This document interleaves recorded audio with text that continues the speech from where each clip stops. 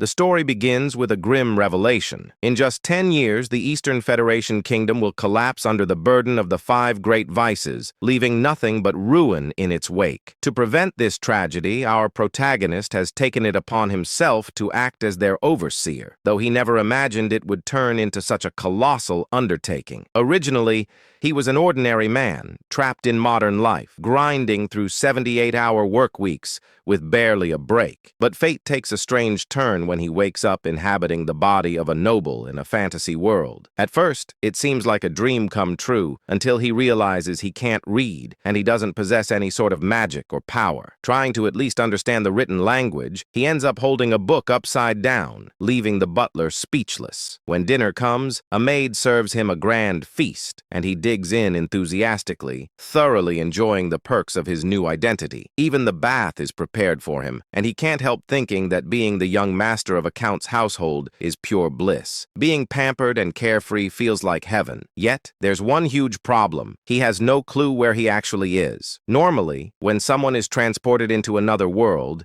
it's from a novel or game they're familiar with. So when one of the maids casually mentions that his older brothers, Leo and Tonio, will be returning tomorrow, he's baffled. The maid, in turn, is surprised that he seems to have forgotten his own family. As he mulls over their names, something clicks. They sound painfully familiar. Then it hits him like lightning. He's in the world of Psychedelia, a turn-based RPG he used to play during his rare moments of free time. But there's a catch. In every possible storyline of Psychedelia, once the 5 great vices, wrath, greed, sloth, pride, and obsession, emerge, the kingdom's nobility and cities fall into madness and destruction, and the Palacio family, where he now finds himself, is infamous in one of the game's early side quests. The eldest son, Leo Palacio, is dubbed the King of Lust, while the second son, Tonio, is known as the King of Vice. When he realizes this, he drops to his knees. He remembers this place vividly. It's the very first sub-quest of the game. Looking around, he sees that the mansion is exactly how it appeared in Psychedelia. The Palacio household is destined to be among the first noble families wiped out by the 5 great vices. And his current identity? The third son, Alan Palacio, a minor villain who meets a terrible end. His face remains blank as this truth sinks in. Even though he's just discovered that his death is certain, the only thing that crosses his mind is how much experience that quest used to give in the game. Lying in bed later that night, he's too scared to even close his eyes. He'd honestly prefer going back to his soul-crushing corporate job, because at least there, his life wasn't on a timer. The thought that his luxurious new life will end in exactly 10 years terrifies him more than 6 months of unpaid wages ever could. Still, he refuses to give up. Since he already knows the future events of this world, maybe he can use that knowledge to his advantage. If he can somehow change fate and prevent the rise of the 5 vices, he could save both the kingdom and his own peaceful life. It sounds doable. After all, those vices are still just children right now. The real problem is that he has no abilities whatsoever. How could someone powerless change destiny? 2 months later, he manages to pull off his first major move, though not by his own hand. His knight, Evan, successfully rescues a group of orphans from a human experimentation facility. Evan reports that he's left the care of the rescued children in the hands of a girl named Utia. The young master nods in approval, glad he chose Evan for the task, as the knight proves to be capable and trustworthy. However, because his face rarely shows emotion anymore, Evan can't tell whether that nod was a compliment or just indifference. Trying to clarify, the young master forces an awkward smile, which only makes Evan think he'll never get used to his lord's new demeanor. He recalls how Alan used to be easy to read, cheerful or gloomy. His emotions were always visible, but now he seems eerily expressionless. Even the protagonist suspects that possessing Alan's body may have left his facial expressions frozen. Evan, still uncertain, decides to accept the gesture as praise. The protagonist reflects that Evan is one of the rare honest souls in the corrupt world of Psychedelia, a loyal knight who never betrays those he serves. That's why he recruited him right away upon meeting him. Finally, Evan reminds him that the main reason he was sent to the testing facility was to save Utia, and the young master confirms that's correct. Evan remarks that he can understand why his master went out of his way to save the girl. Even with all his years of experience as a mercenary, he can tell Utia is no ordinary child. Her strength alone makes it hard for him to fathom why she ever allowed herself to be locked up in the first place. He then questions why the young master didn't bring her back to the manor, since keeping someone like her in an orphanage seems wasteful. Our protagonist agrees out loud, but has other thoughts in mind. He knows it might look like he's ignoring her potential, but leaving her there is actually part of his larger plan. Utia isn't human. In the original timeline of the game, she forms a pact with a being from another realm and eventually becomes the physical incarnation of wrath, one of the 5 great vices responsible for countless deaths. Thanks to his interference, that dark fate has been diverted. He wants her to grow up peacefully, far away from corruption. To him, that means he's successfully neutralized one of the 4 remaining disasters. Of course, he can't tell Evan any of this, so he decides to act cryptic and simply says, "The time isn't right yet." Evan, ever curious, wonders what his master means, but doesn't pry. Every supporting character has their own story, after all. He promises to respect his master's wishes. The young noble instructs Evan to keep the matter quiet and to ensure the orphanage receives enough funding for a comfortable life. Then he hands him a letter, asking him to deliver it personally to Utia. When Evan asks what the letter is about, his master brushes it off, claiming it's just a note to check on her well-being. He says he wants to reassure the girl after everything she's been through. Evan nods, vows to deliver it promptly, and rides off on horseback. Once alone, the young master wonders whether his letter will actually bring her comfort. In truth, it contains something entirely different, a few lines he remembers from the game. Back then, when Utia had already become the embodiment of wrath and was laying waste to the kingdom, the archbishop mentioned a strange phrase about a spell capable of reaching a non-human like her. The line went something like, "Cast agony from the shadows with the light of the fallen's grace." He never quite understood its meaning, but in the game, those words momentarily resonated with her before she killed the archbishop anyway. It wasn't that the spell failed, it had simply come too late, and her rage consumed her before peace could take root. Now,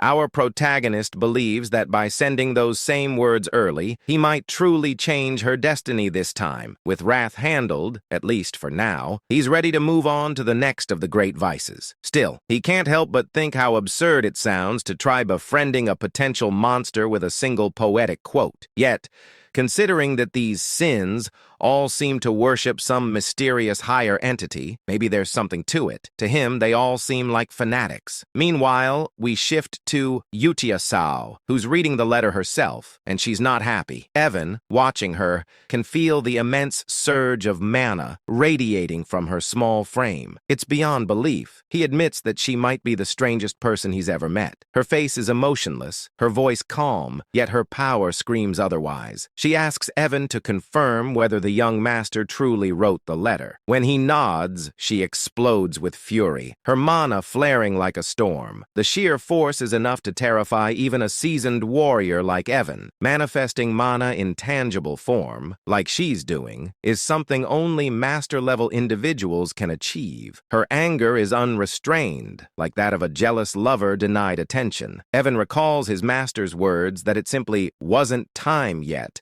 and blurts them out in desperation. Miraculously, that line works. Utia stills, interpreting the phrase in the letter as a hidden message meant only for her, a secret promise she believes only her master could have made. Evan stands there speechless, completely lost as to what's happening. Utia, still wrapped in her eerie devotion, declares that she understands him perfectly. Her demeanor is chillingly similar to a certain vampire-like guardian from another story. She is, after all, the daughter of monsters, the Scarlet Queen Utia, destined to embody wrath. Back at the manor, our main character feels confident that he's bought himself more time to enjoy his comfortable life. As he drifts off to sleep, he imagines the bright moon smiling down at him in silent encouragement. Before lying down, he places a primrose flower on his bed, thinking it's just a cute decoration. All he really wants is to live peacefully and luxuriously. Is that really too much to ask? Unbeknownst to him, in the Astria kingdom, primrose flowers are used in funeral rites, placed on the wounds or graves of the deceased. Symbolically, it's a terrible omen. The next morning, he's in the library, buried under falling books that seem to be punishing him for his illiteracy. He's currently researching the third vice, or as he likes to call them, the landmines. The process is frustrating beyond belief. Evan soon returns, reporting that they've successfully rescued another child,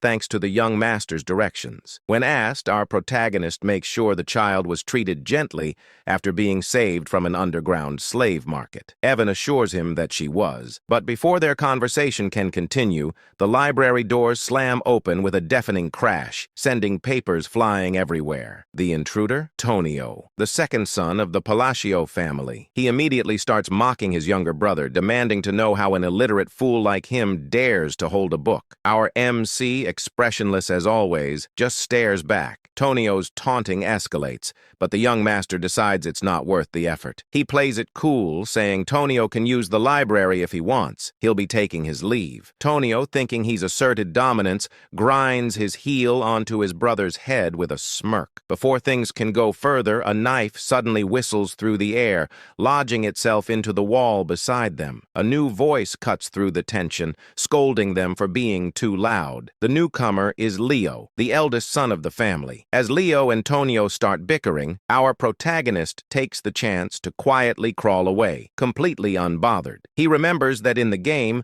the Palacio family was wiped out early on, but seeing them in person, he realizes how powerful and dangerous they truly are. The two brothers are constantly at each other's throats, fighting over who will become head of the household. Leo controls the city's underground pleasure network, earning the title of King of Desire, while Tonio runs the region's largest drug ring, known as the King of Vice. Watching them fight, the young master decides there's absolutely no point getting tangled in their mess if he wants to preserve his comfortable lifestyle. And so, with his usual deadpan look, he literally crawls away from the chaos while Evan calmly follows, as if this absurd escape were the most normal thing in the world. As Evan adjusts his young master's hair, our protagonist silently vows to live happily, even if it means staying a powerless, incompetent, illegitimate son. A bit later, Evan comments that the second child they rescued didn't seem like an ordinary kid either. Watching his master lazily recline in his chair, Evan can't help but question reality itself. How could a man like this, who complains constantly and seems incapable of serious work, possibly have knowledge about illegal slave markets and secret human experiments scattered across the kingdom? Evan figures it must be difficult for his young master to maintain composure around his vicious brothers, while the man himself simply mutters about how exhausted he is. Then Evan asks why he decided to send that second rescued child to the orphanage. Of course, the young master has his reasons. He knows this boy isn't just another victim, he's an anomaly. The child hails from the Escalian Kingdom, the central state within the United Realm. In the world of psychedelia, this boy is known as Deus Macallion, the second major boss. In the game, after enduring slavery and brutal abuse, he eventually becomes the living embodiment of the sin of sloth, wreaking unspeakable havoc across the land. Many players were shocked by the cruelty of his story. Despite being associated with sloth, Deus was anything but lazy. He was known for relentless determination and an unshakable sense of justice, repaying both kindness and vengeance many times over. That's exactly why our protagonist told Evan to treat Deus with utmost care and gentleness. Even now, he still shudders remembering the nightmarish difficulty of Deus's battle scenes in the game. Trying to maintain his mysterious, wise, noble persona, he tells Evan the same cryptic line he always does. It's not the right time yet. Evan nods, unfazed, having grown used to his master's strange riddles. He then asks if the letter sent to Eutia this time was related to the second child. The young master confirms, but the reality is more ridiculous. Inside the letter, he's simply venting to Eutia about how his older brothers keep bullying him. It's both pitiful and hilarious. Still, he claims that he asked her to look after the second child who isn't feeling well. Technically, that's true. Deus really does need time to heal. Meanwhile, at the orphanage, Deus sits alone, trying to hide his injuries and scars. Utia approaches him, studying him with cold curiosity. She asks if he's broken. Then, in a chilling tone, she mentions the Black Goat organization, and Deus flinches at the name. Slipping into her obsessive yandere-like demeanor, Utia tells him that even if he's damaged, he's still been chosen. She congratulates him for being acknowledged by the Blue Moon, which she defines as their master, the title she's bestowed upon our protagonist. It's clear she's forming an organization centered around him, and she promises Deus that if he remains loyal, he'll have his chance at revenge. Hearing this ignites something deep within him, and his latent magic, or perhaps the authority of sloth, begins to awaken. Satisfied, Utia happily decides to write her first reply letter to their master, grinning far too brightly for someone covered in mana scars. Back at the manor, the young master is buried in books, still researching clues about the third child. That's when Evan bursts into the room with alarming news. The second son of the Palacio family is dead. Even though our protagonist knew this event was destined to happen, the suddenness of it still rattles him. The funeral is held immediately, and to everyone's disgust, their father arrives with 2 escorts on his arms. Watching the scene, the young master can only think, even for this messed-up family, that's too far. He muses that psychedelia truly is the definition of a dark fantasy. As for Tonio's accidental death, something feels off. In the game, Leo had sobbed hysterically after killing his brother and claiming the title of heir. But here, Leo stands over the coffin smirking, not even pretending to grieve. At least try to act sad, our MC thinks to himself. Still, this isn't his problem. His focus remains on preventing the downfall tied to the 5 great sins. A year passes. Leo inherits Tonio's criminal network and transforms the chaos into a more stable, though still corrupt, domain. The Palacio estate grows quieter. During that time, Utia and the young master continue exchanging letters, becoming something like pen pals. He figures maintaining that connection will prove useful later. Utia writes frequent updates about the orphanage and the other children's growth. He's quietly proud, especially after noticing the sponsorship list keeps getting longer each month. Evan, munching happily on snacks, remarks that it's strange but definitely a good sign. Then he delivers the update our protagonist has been waiting for. They've located crucial information from the Intelligence Guild, an ancient text about the third child, the next landmine he must deal with. The young master nearly beams with joy. Finally, he can move forward. Everything seems to be going smoothly. Meanwhile, elsewhere in the kingdom, at one of Leo's drug depots, his henchmen brag about how generous their boss is, boasting that his operations now number in the hundreds. Their laughter dies quickly when chaos erupts. One by one, the men turn on themselves, screaming as if something invisible is forcing their bodies to move against their will. The perpetrators are none other than Utia and Deus. Deus manipulates deadly threads of magic, effortlessly erasing the entire group. He then turns to Utia, asking if slaughtering these people is truly necessary. She replies coldly, asking if he pities them. He answers that he doesn't. After all, these scum used human lives to produce drugs. Utia explains that this is purification, necessary to prepare for their master's rise. With a serene, almost divine smile, she says they can't let the place remain filthy when he returns. Dees nods in understanding, or at least he thinks he understands. Together they etch a glowing sigil into the ground. A surge of mana explodes outward, leaving behind a crescent-shaped mark. As they ascend into the night sky, Utia declares that all of this is for their master, the Blue Moon, and that they are his sword and shield. 2 years pass since the letter exchange began. Evan has been relentlessly pursuing leads on the remaining sins, and now he collapses on the grass, utterly drained. A touch of his master's mana restores his energy. Evan announces that they've finally located the 5th child and safely placed them in the orphanage. For the first time in years, our protagonist feels genuine relief. Though his expression doesn't show it, he's deeply moved. He's done it. He's saved all 5 children before their descent into sin. To celebrate, he rewards Evan with cake and tea, praising his dedication, finding the sin of greed. The 3rd child had been the hardest, but they managed it thanks to his insider knowledge from the game. Everything is finally in order. Evan asks why he doesn't seem happier. The young master insists he's thrilled, but his completely blank face betrays him. We even get a close-up of his smile, which is utterly non-existent. non-existent. Evan just sighs. He's used to it by now. Reflecting on their progress, the young master admits he never imagined things would go this smoothly. In the game,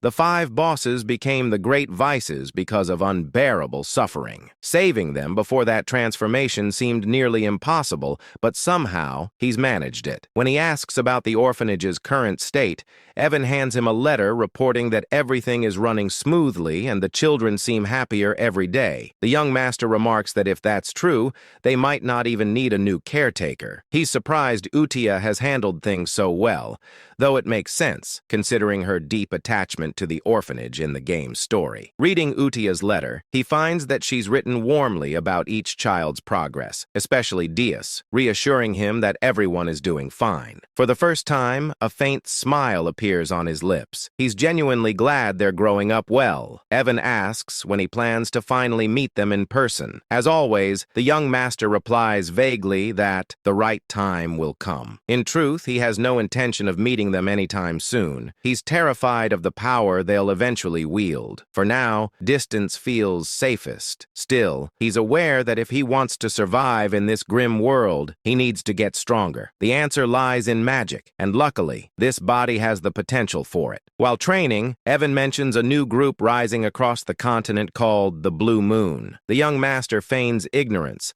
but Evan explains they've been targeting corrupt nobles and criminal rings. Outwardly, he praises them, thinking it's a good thing, but deep down, he's uneasy. He doesn't remember this group from the game. Evan jokingly warns him to be careful, since Blue Moon's next likely targets are the nobility themselves. The young master freezes, then nervously orders Evan to start sleeping in the room next to his, just in case. Meanwhile, at the orphanage, Utia convenes a Blue Moon meeting, the sin of Satyam pride. A girl named Seol Rang reports that she eliminated a group of slavers by decapitating them all. She boasts about playing a guessing game with them, promising to spare anyone who could correctly name her eye color. None survived. Then, Rena, the sin of greed, gracefully reports that all bodies were dissolved without leaving a trace. The organization is growing, and its devotion to the Blue Moon is only getting stronger. The sin of misophobia. Radin reports that he also wrapped things up in the south,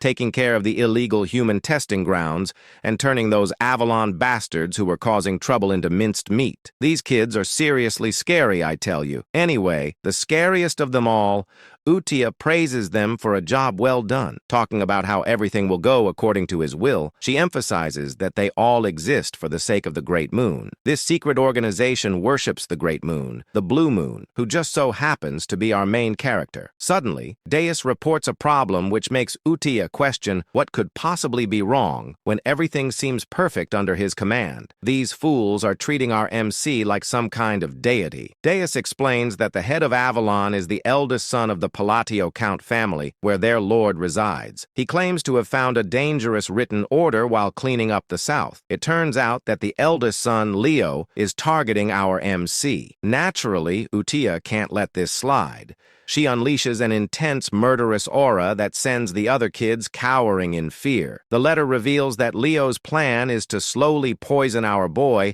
after eliminating their father, which sends Utia into a furious rage. Fast forward 2 years, RMC's father, Count Palid, has passed away, and just like before, his funeral is held almost immediately. RMC explains that while the official cause of death is heart failure, it's clear he died from an overdose. Meanwhile, at the funeral, Leo gets news that the Blue Moon has struck one of his facilities. Seriously, couldn't they have waited until after the funeral? Leo keeps asking if everyone was wiped out again. Our main character, who's just casually eavesdropping, realizes that his brother is becoming increasingly cautious about the Blue Moon. As the Count's funeral wraps up without a single tear shed, our MC decides he doesn't want to get tangled up in all this drama and quietly slips away just as his brother shoots him a planning glare. When Evan asks what our MC plans to do next, since it looks like that jerk of a brother is on track to become the new Count, our MC is already one step ahead. He's been packing his bags and tells Evan to do the same.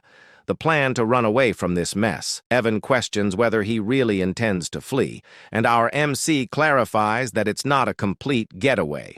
They're just heading downtown to lay low for a bit. When Evan asks if he means the town of Rodmill, our guy confirms it. He's been eyeing Rodmill for a while now, and it's a small town in the south of Paleo, making it the perfect hideout. Plus, he's timed it well since Leo has been giving him some seriously unsettling looks. Once they arrive in Rodmill, our MC actually starts enjoying life, whipping up some delicious-looking toast while Evan just goes along with everything like it's the most normal thing ever. But 3 days later, their peaceful existence is shattered when our MC is forced to return home for his brother's funeral. He can't believe he's back so soon. According to the game, Leo wasn't supposed to die yet. The cause of the death is a stab through the heart, which leaves our MC wondering who could have done such a thing. He tries to ask one of the servants about the details, but they scream in horror as if they're about to meet their end. It's not just that. All the servants are acting strangely, overly apologetic, and treating him like he's some kind of mafia boss. He can't help but wonder what's going on with these people. As he's making his way out, Evan catches up to him, and he asks him if he found out why the servants are acting so weird. Evan claims he did, and playfully wonders if our MC was the one who made the Avalon drug organization disappear overnight. Turns out Leo was the head of that organization, and now that he's gone, it seems like the whole thing vanished without a trace. We then flash back to the day our main character set off for Rodmill. Inside the carriage, Evan was curious, asking why he's heading to a small town like Rodmill instead of a bustling city. Our MC explains that a city is simply not an option for him. Rodmill is his ultimate destination, the end game in all his plans. He shares that his mission is straightforward: save the 5 great sins from their misfortunes to prevent the world from crumbling. Plus, since Rodmill isn't part of the original story and has a villa, it's the ideal spot for him. A villa is a separate estate, making it the perfect hideaway for a laid-back noble like him, where he can relax and do absolutely nothing. Honestly, I share that dream. If you like this video, it would really help me out with my bills and give me some much-needed downtime. Anyway, our MC gets serious when answering Evan's question, insisting that everything he does has a purpose. But after hearing the same old responses for a while, Evan calls him out, pointing out that he always uses those same lines when he wants to dodge a question. He tells our MC that he can't fool him anymore. Our MC is taken aback by how Evan has seen through his little lies. As their banter continues, Leo, who's been watching our MC drive away, contemplates whether he should kill him or not. According to Leo, it doesn't really matter if our MC lives or dies. He had already planned to poison him, but now that our MC has decided to leave for the border, Leo feels he has no reason to go through with it. Yet for some inexplicable reason, he still feels the urge to eliminate him. He instructs one of his henchmen, Alman, to follow the carriage. Alman, however, asks if that means he's supposed to kill the MC. This question leaves Leo baffled. Alman has never questioned him before, no matter what orders he received. He usually just follows them without a word. So for him to speak up like this feels a bit odd. Leo reminds Alman that his job is to obey him, but before he can finish, Alman lunges at him, stabbing him right through the heart. Leo, in shock, shouts out why Alman would betray him like this, but Alman simply replies that he enjoys playing war. We soon discover that Alman is actually part of the Blue Moon organization, and his real name is Hidden. He explains that they've been taught a creed by Blue Moon. Since the Blue Moon is essentially RMC's sword, it makes sense for them to act according to his wishes. However, if anyone dares to threaten the Great Blue Moon, RMC, they're allowed to take matters into their own hands, meaning they can eliminate the threat. Hidden reveals he's been waiting for Leo to give the order to kill their lord, and he can't believe it took 2 years for that to happen. Leo tries to argue that his subordinates won't let Hidden live, but Hidden counters that with Leo's death, the entire organization will be wiped off the continent forever. Looking at Leo's lifeless body, Hidden can't help but comment on how unfortunate this all is. If Leo hadn't tried to kill their great master, he might have lived a few more months or even years. Meanwhile, Meanwhile, in the present, our MC is enjoying his dream life in the small town of Rodmill. He wakes up whenever he wants and shares delicious meals with Evan, living the life of a true noble. But his fate would have it, his peaceful existence is shattered when he receives a letter. The letter requested that he step up as the next head of the family. Just like that, his carefree life came to an end a mere 4 days after it began, forcing him to return to the palatial state. However, things felt off. The maids and other staff were acting strangely around him. He couldn't help but wonder what was behind their odd behavior. Then Evan teasingly asked him when he had become the shadow leader, leaving him completely baffled. It dawned on him that all this fuss was due to the bizarre circumstances surrounding his brother's death, which had led to his current predicament. In his usual dramatic fashion,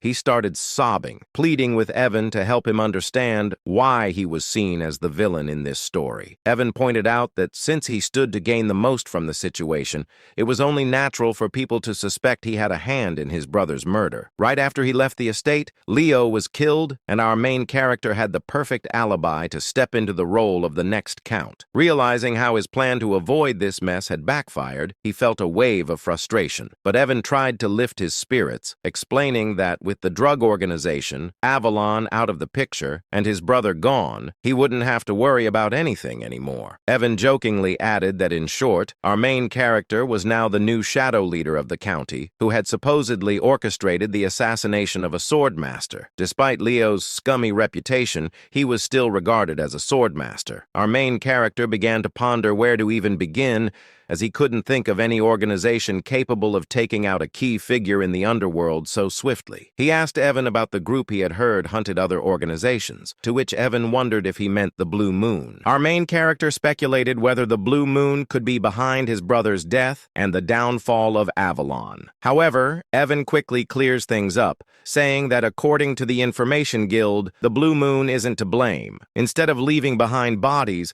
the Blue Moon is known for marking the moon itself. That's just how it operates. But it's rumored that all the members of Avalon met their end with a sword through the heart. Evan can't help but tease our MC, joking that the road to hell has been opened. But putting jokes aside, our MC reflects on his game knowledge, realizing there shouldn't be any organization called the Blue Moon, which means they can't be responsible for this mess. But if it's not them, then who could it be? As he tries to piece everything together, the scene shifts to the orphanage where Utia is holding a meeting with the other great sins. She asks if everything went smoothly, and Reina, the sin of greed, confirms that she left no traces behind. Seol Rang, the sin of pride, adds that there was no one left alive on her end, just corpses. Diaz chimes in, boasting that he took out all 486 soldiers of Avalon. His magic is quite something, like a beautiful butterfly tangled in spiderweb. Then there's Rodon, the sin of misophobia, who also confirms that he cut down all the bad guys in half. Utia praises them for their work,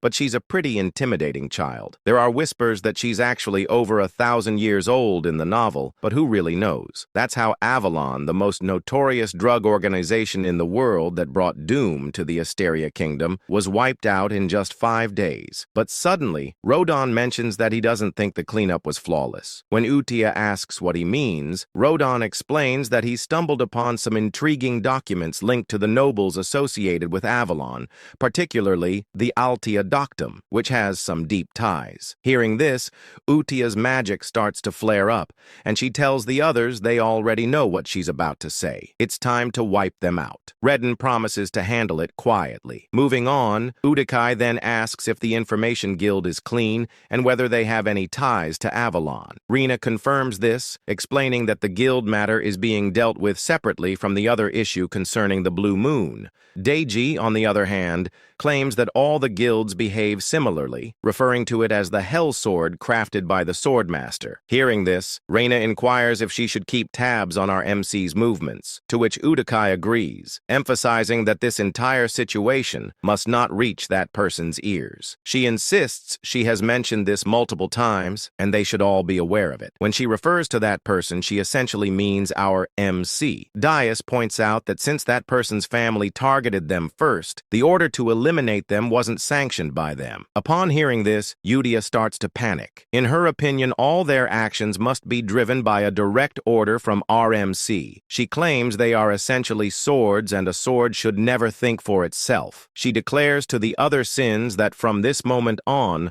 all members of the Blue Moon must only act on orders, and they should take this decree seriously. This leaves the other sins feeling a bit uneasy, as Yudia adds that they must never disappoint that person no matter what. Inwardly, Deus thinks he can't quite grasp any of this. For someone as powerful as Yudia to feel anxiety and restlessness simply because she's discovered by that person seems excessive. But nevertheless, he tells Yudia that he understands. They conclude their meetings by chanting that everything is for the Great Moon, which is essentially afraid how the Shadow Garden from Eminence in Shadow wraps up their meetings. Meanwhile, back to our MC, he finds himself buried in paperwork as the new Count of Palacio. He explains that after his brother's funeral, he faced a full month of endless duties, and he feels overwhelmed by them. He starts shedding some tears, lamenting that he just wants to loaf around and do nothing. This fool even claims that's what it means to be a noble. Anyway, he couldn't help but think that even though he had made quite a few enemies,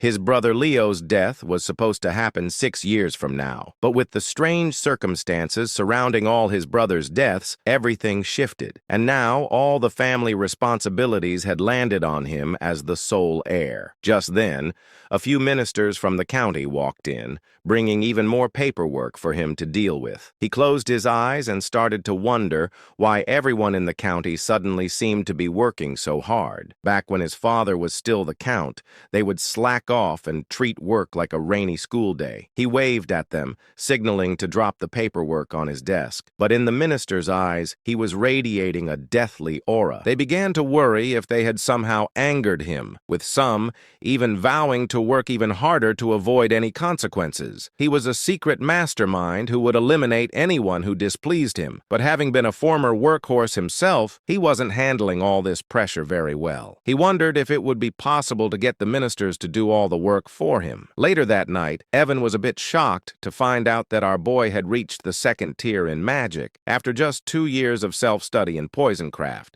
which meant he was quite talented and not shy about showing it. The little rascal was casting spells all over the house. Normally, it takes about 4 to 5 years of instruction to reach the 2nd tier in magic, and it often requires a natural talent as well. Our protagonist agreed that his magical talent was pretty decent. Deep down, though, he knows he's been practicing hard for self-defense because something just doesn't feel right. To wield magic effectively for protection, one must have perfect control over their mana, just like he's managing to do at this moment. Still, he can't help but wonder what good his magic is if it's only half-baked. He insists he's tried every type of magic this fantasy world offers, and at first, it was thrilling. He thought that mastering magic would mean he'd have nothing to fear, but now it feels more like he's scrambling to learn magic just to save his own skin. That's when the harsh reality hits him. His mana capacity is alarmingly small.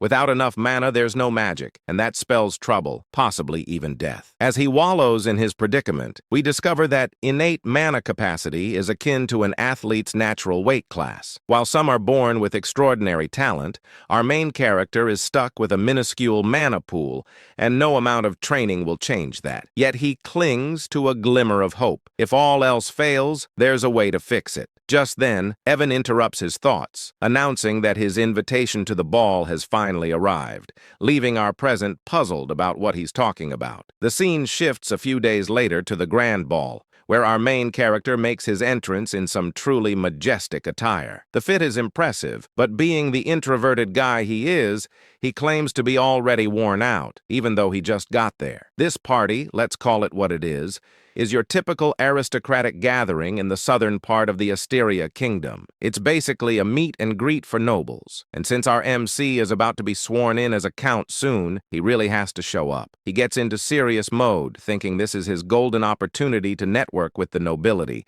which is crucial for his ultimate goal of living a peaceful life. But soon enough, he realizes that making those connections is going to be a lot tougher than he thought, as everyone seems to be fleeing from him in sheer terror. He even tries waving at them, but they literally just run away. Evan, his friend, tries to lift his spirits, telling him not to be down, But our guy insists he's not upset at all, even if his expression says otherwise. He tells Evan he expected this reaction and vows to try harder as he heads out on his own. However, our protagonist seems a bit clueless about what's really happening. He thinks the other nobles are looking down on him for being a low-class noble without any backing, and he's not entirely wrong. The current Palacio household is indeed filled with troublemakers, like his two older brothers. Picking up a wine glass, he assistants himself that he didn't come to the ball without a plan and is determined to unlock the social skills he's been secretly honing. He starts talking aloud about the wine's unique aroma in an attempt to spark a conversation, but due to a mysterious condition that makes it hard for him to show emotions on his face, he ends up looking quite villainous, especially when he tries to smile. He tells a lady he'd love to have some bottles at home, all the while thinking his smile is perfect. But in her eyes, he resembles a demon king, and she bolts,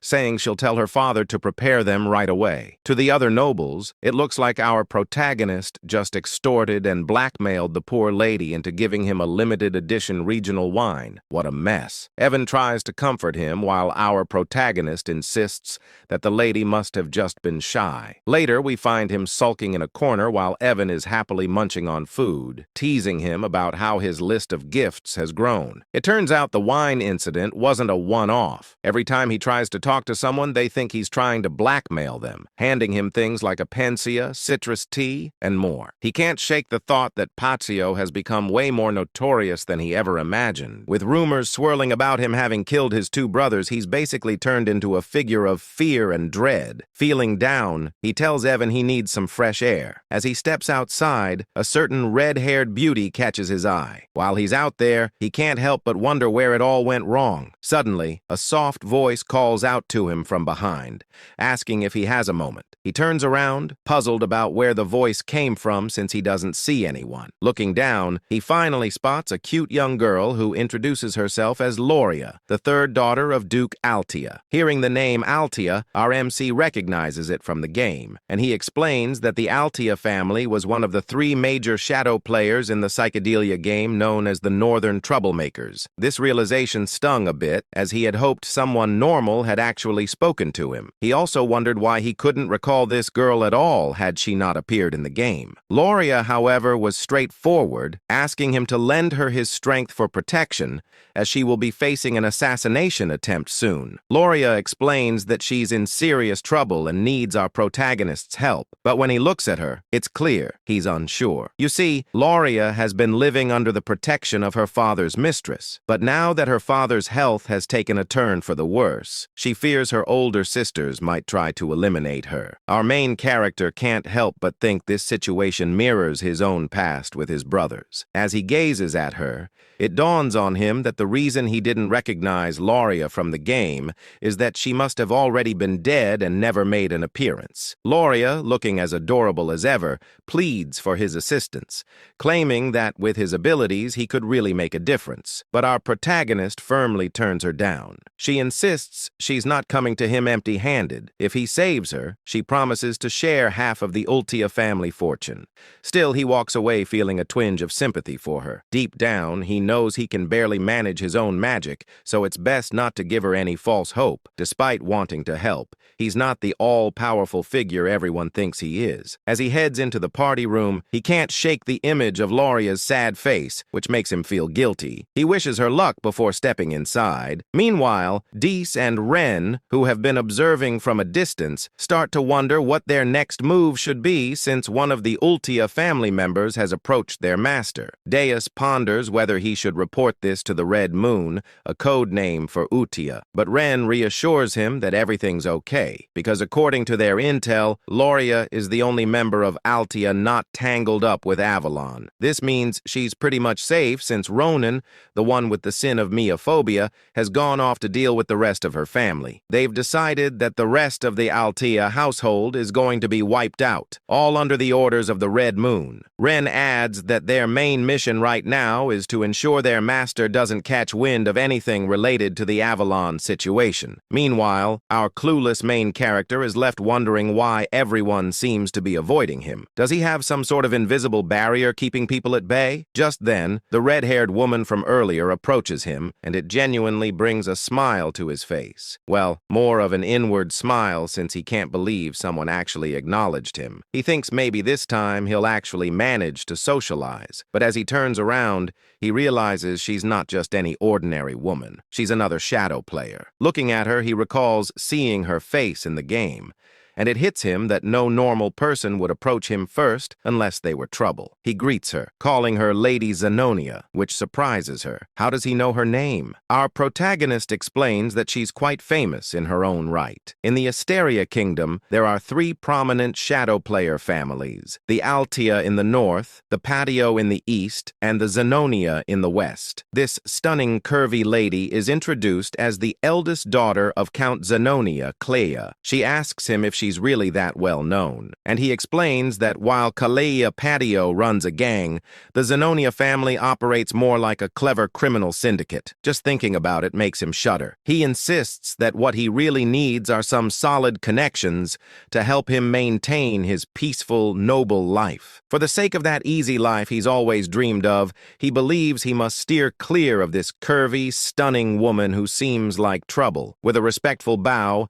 he compliments her beauty, almost as if he's trying to say goodbye, but she stops him, saying she wants to have a word with him about something. He replies that he'd love to, but there are too many eyes on them right now. Deep down, he wishes she would just leave him alone. With a smile, she tells him he's just as the rumors say, and adds that she looks forward to seeing him again, leaving him completely dumbfounded. As she walks away, he wonders what that could mean, sensing it's some kind of code, but he shakes it off. Meanwhile, Renee and Diaz, who have been watching from a distance, are pleased that their mission to keep our protagonist in the dark is going smoothly. However, Diaz points out a problem. Looking out the window where our protagonist is standing, they spot someone who has been tailing him for a while, and they quickly rush out to deal with the threat. The next day, our protagonist and Evan find themselves in a forest, with Evan asking if he's really sure this is the canyon he's been searching for. Evan notes that it's midday, the sun is shining, but the canyon is oddly dark. Our boy, however, isn't paying much attention. He's ecstatic that he's finally found his true objective. As they venture inside,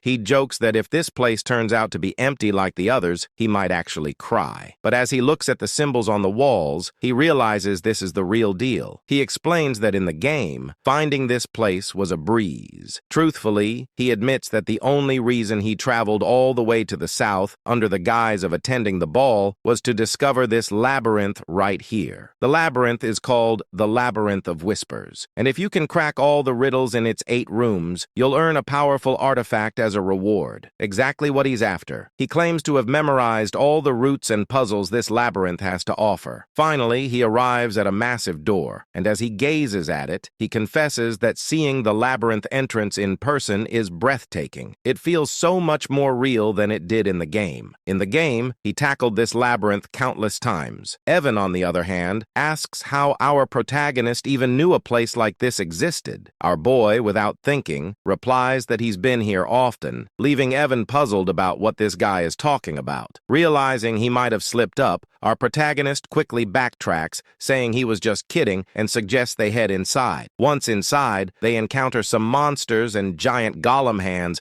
that could easily crush them like twigs. Evan wonders if these creatures are tied to the riddle, and if our boy gets the answer wrong, those giant hands will show no mercy. But our boy, unfazed, starts solving the riddle, leaving Evan to wonder how he can remain so calm in such a dire situation. Evan reflects that they've been together for 4 years now, yet he still doesn't understand him at all. Things like saving orphans, repaying random debts, helping free slaves, and even delivering seemingly pointless messages. Yeah, in Evan's eyes, our boy is a total weirdo. Still, watching him solve the riddles with ease makes Evan question how this is even possible. This guy has barely left the estate, yet he seems to know everything about this labyrinth. Regardless, Evan admits that the reason he keeps following this mysterious master of his is simple. Everything he does somehow leads to a good outcome. They finally make it inside, but our main character can't shake off the gruesome visuals of the game. He's feeling queasy, but as they step into a lavish room brimming with treasures and gold,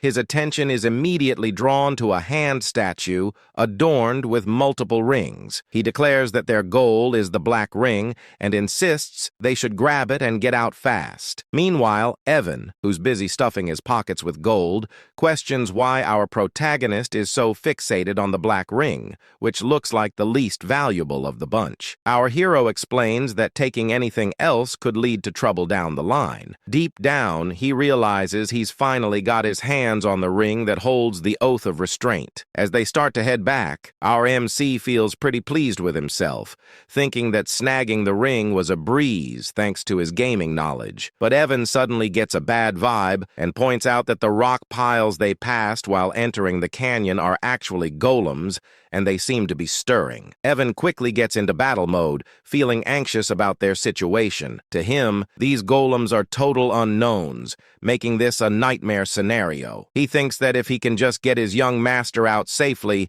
he wouldn't mind sacrificing himself. But our protagonist steps up, telling Evan to stand down because he'll take care of the golems. As the golems prepare to attack, Evan urges him to find an escape route first. With the golems closing in, Evan shouts a warning, saying his second-tier magic won't be enough to handle them. But our MC stands tall, confidently, invoking the Oath of Restraint, which activates the black ring. Suddenly, time seems to slow, and he finds himself in a different dimension. A voice introduces itself as a fragment inheriting the great will of Nasilla, instructing our protagonist to state the two restrictions he wishes to impose on himself. Our main character finds himself in a pretty intense situation. In the game, this part showed up as a choice window, but now hearing this mysterious voice and seeing a gigantic face looming in the dark cosmic expanse is a bit overwhelming. The Oath of Restraint is an absorption-type artifact, and as the name suggests, it lets the user impose limitations on themselves in exchange for power. However,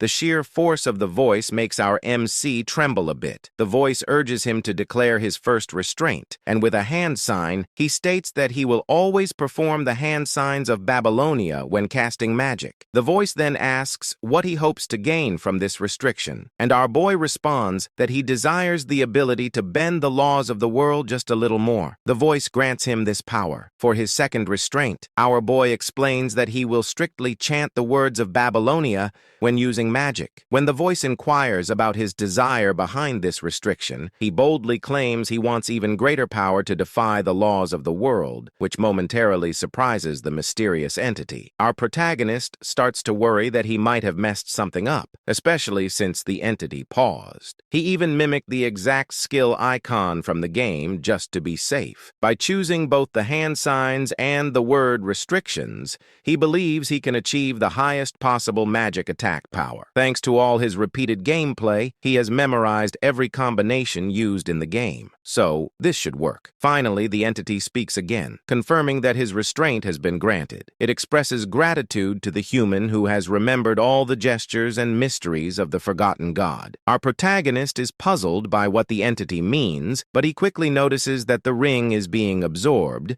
indicating that all the restrictions were successfully applied. The entity concludes by telling our MC that it will always be watching over him as the one who will inherit its will, whatever that means. Just then, time seems to start flowing again, and it's right as the golems launch their attack on our MC. Evan tries to reach him, but our hero, unfazed, begins to cast his magic. He can't help but chuckle at his own spell, thinking how in the game it looked so impressive and powerful. But now, thanks to his meager mana, it's just so small. He gathers it in his hand, reflecting that no matter how hard he pushes himself, this will always be his limit. But hey, it's time to test out his new restraints. I have to say, his magic looks majestic. Maybe it's the pose. Anyway, he starts chanting, with the first word being refraction, which makes his magic begin began to take shape. Then comes repulsion, causing it to swell in size, transforming into a stunning blue light of electric magic. The magic ball is massive. Using hand signs, he adds another chant for direction, and finally, he unleashes it. The way he does it is so grand,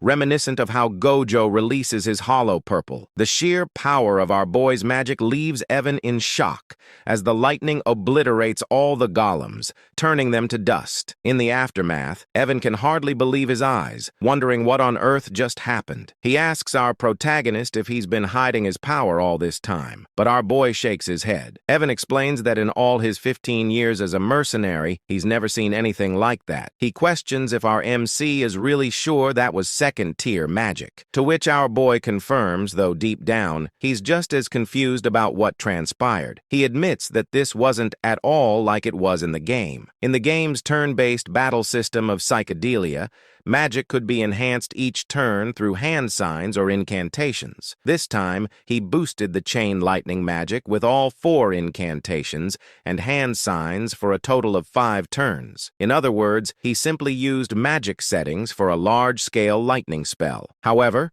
because of his restraint oath, he had to use the hand signs and incantations for all his magic, meaning his spells were enhanced time and again. Even so, our protagonist felt that the second-tier magic he used was a bit over the top, and the results exceeded his expectations, which caught him off guard. Meanwhile, Evan was just relieved they made it out, and as he sat down, he remarked that watching the battle was way more exhausting than actually fighting. He asked our protagonist, who had created such an unpleasant canyon. After a moment of thought, our hero realized that the Maze of Whispers had a different name in the game. The map layout and strategy guide were posted on the game's community website, and it was called The Maze of Paladon. He told Evan that a guy named Paladon was the one behind it, but Evan was too worn out to even process that information. I really love this duo. Our protagonist grabbed Evan, saying they needed to head back home because he had something in mind to do once they got there. This made Evan question why his usually lazy master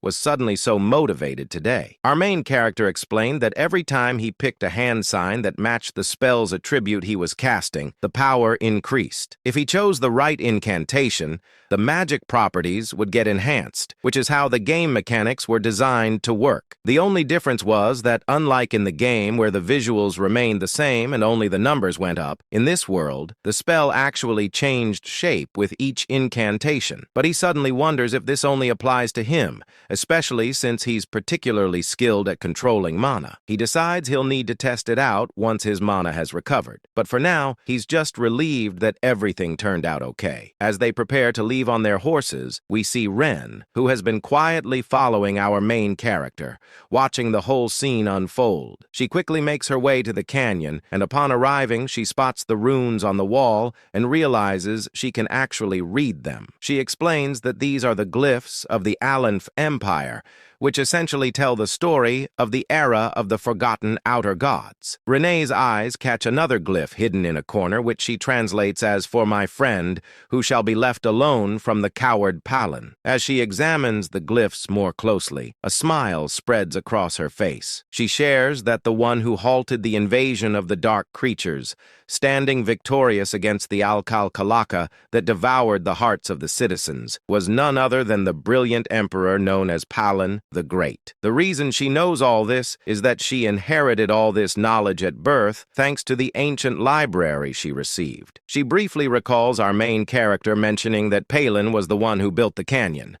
But as usual, she misinterprets the situation. She thinks that she knew our MC was special since someone like the bloody Queen Udia follows him, which is a pretty big deal. Having someone like Udia as a subordinate is something you'd only read about in history books. However, she continues to believe that our MC is actually a friend of Palin, completely misreading the glyphs he saw. Moreover, she claims that the phrase "our boy used while casting magic" doesn't exist anywhere in the ancient library, which only strengthens her belief that our MC is truly remarkable. Blushing, she admits that Udia was right all along, feeling a bit embarrassed about having followed followed orders without question all this time. And just like that, our boy ends up with another yonder in his harem. Kind of a strange thing to say since they're basically just kids, but I digress. Anyway, Rina spots Deus arriving and immediately asks if he got any info from the fool who was tailing their great master. Deus responds that the idiot is dead and he didn't even do it. It's more like the guy's head just twisted in midair. Rina insists they need to report this back to Udia for processing, and disagrees. So they head out. Meanwhile, in Zenonia County, Lady Kalia is sipping her tea, pondering how our main character is, just as the rumors say. She notes his chilling, emotionless expression and those abyss-like eyes. It bothers her that he called her famous. Count Zenonia is indeed strong and well-known, but for our boy to label her as famous despite not being involved in social activities is quite intriguing. What's really going on here is that Kalia is the true mastermind, using black magic to control her father, the Count, making her the real head of the family. The fact that our boy called her famous makes her think he might know something about her secret, which terrifies her since no one is aware that she's turned her father into a puppet. She recalls how our boy mentioned there are too many eyes on them, which she misinterprets as him having discovered the person she had following him. Now, that's a classic case of misunderstanding, like something out of an Eminence and Shadow scenario. Suddenly, Klaya gets a call from one of her servants who says there's a problem. Well, she asks what's going on, and the servant insists that it's better for her to see it for herself. When she heads to her room, she discovers that the person she had following our boy is dead. The servant explains that since the seal on the body didn't activate, it means he didn't spill any secrets. But Klaya quickly points out that the person who killed her man must have intentionally brought him to her room. Frustrated, she starts questioning how our boy figured out she was the one who sent this guy to tail him. And just like that, our boy gets misunderstood once again. At the grand halls of the Alta Ducal estate, the scene unfolds as Loria walks through the quiet corridors, her face heavy with disappointment and fatigue. Her mind drifts with thoughts of regret and realization. As expected, she knew he was not someone to underestimate. The distinguished one of the underworld, a man who possessed cold eyes, much like her father's. He was the kind of person she must never make an enemy of. Once he had been her last lifeline, but she knew he would never accept a deal that could bring him significant losses. All her assets and power had been stripped away by her sly siblings. The eldest daughter, Mararian, the second son, Ki, the eldest son, Tamion, and the second daughter, Pai. With nothing left, she had survived only through her father's love and mercy. But now, even that seemed uncertain. As she walked deeper into the estate, lost in despair, she whispered to herself that she no longer knew what to do. The moment she entered the estate, the maids rushed toward her in panic, their voices trembling. They cried out, calling for Lady Loria, their faces pale with fear. They told her that Lady Pine and Key had taken their own lives. Shock spread across Loria's face, her body frozen in disbelief. Her thoughts raced. Those people would rather stab their own family, and yet they took their own lives. It didn't make any sense. Fear gripped her heart as she asked about Tamalian and Marianne. Soon after, she was shown a horrifying sight. Both Talon and Mararian lying lifeless, their swords buried into each other's chests. Gloria's body trembled as terror consumed her. Her mind screamed with confusion, wondering why and how such a tragedy had occurred. Meanwhile, outside the Altia estate, Radan was seen leaving swiftly, a faint smirk curling on his lips as he muttered to himself, "Successfully eliminated." Gloria's mind flashed back to Alon's earlier words, the ones that had hinted that good things would soon happen. Remembering that, she felt an icy dread run through her veins. A realization struck her. The true mastermind of the Count's household, the one who had hidden his claws and waited for the right moment to seize power, had finally made his move. This was exactly what he meant. Now she had become the only successor in the ducal family overnight. A bitter laugh escaped her lips as she wondered what kind of monstrous devil she had made a pact with. But she knew there was no going back now. Those who betrayed him had already met terrible fates. There were too many precedents. She told herself that she must walk the path she had chosen, no matter how dark dark it became. A sudden determination lit up her eyes. 2 months later, a grand gift arrived at Duke Aaliyah's estate, addressed to Alon. Upon seeing it, Evan's eyes widened in surprise. It was a bottle of Cernant's wine, a rare and luxurious drink that cost thousands of gold per bottle. He was amazed, saying he had never expected to see such a treasure. When Alon read the letter accompanying it, he realized that the gift had not been sent by Duke Altia himself, but by Loria Aaliyah. It seemed that the youngest daughter had prepared it personally. He was confused, wondering why she would send it to him. The thought stung his conscience, reminding him that he hadn't been able to help her when she needed it most. He turned to the servant and asked if it was truly meant for him. The servant confirmed that the Duke herself had prepared it and ordered him to deliver it personally. That single phrase of the Duke herself made Alan pause. Realization struck him. The youngest Loria had become the Duke. In the next scene, Loria was shown in her office, busy with documents. When her work was finally done, she leaned back, stretching her arms as she softly remarked how quickly 2 months had passed. After her father's funeral, who had passed away due to illness, she had officially become the Duke following the succession ceremony. She recalled how she couldn't even enter that office before. The death of her siblings had happened so suddenly, yet no one had suspected her at all. She had an alibi. She was attending the ball at the time. Back then, her secret organization had been destroyed by her siblings, leaving her utterly powerless when she returned to the mansion. Later, she came to understand how deeply he had calculated everything. He had declined her plea with indifference on the surface, but had perfectly cleaned up everything behind the scenes. She wondered just how far into the future he had planned all of this. She hadn't even informed him about her father's funeral, not wanting to trouble him. Yet, he still helped her. It was clear that he had a reason. He needed Aaliyah for some part of his grand plan. Although she had successfully merged all the subordinate organizations under Altia, it still wasn't enough to match the immense power he hid behind his calm facade. That only meant one thing. He wanted something from her. Palatio, the distinguished figure of the underworld who had risen through sheer business prowess. If there was one thing she possessed that he didn't, it was her ability to manipulate the political stage from the shadows. He needed the Altia name for now. She decided to focus on what she must do, believing that the distinguished one would contact her soon. She hoped he would appreciate her gift of gratitude. The scene shifted once more, showing Alon in his quarters as Loria's servant bowed before him, saying that he would take his lead. Alan stood still, lost in thought, still unable to process the news. The fact that Loria, who had once been threatened with death, was now the Duke, didn't sit right with him. Evan noticed his troubled expression and wondered silently what was wrong with him now. A few months passed. The narration marked that this was 5 years before the original story began. Evan entered with excitement, calling out to Alan and addressing him as the young master before quickly correcting himself to call him the Count. Alan replied calmly that the succession ceremony hadn't taken place yet, but since a year had already passed, he supposed it was fine to be called that. Despite his words, he sighed quietly, thinking that he had never planned on becoming the Count. Still, since he had already adjusted to it, he decided to make the most of his noble status and use it to his advantage. Evan then handed him a letter saying it had arrived from Utia. Alon received it with a thoughtful hum,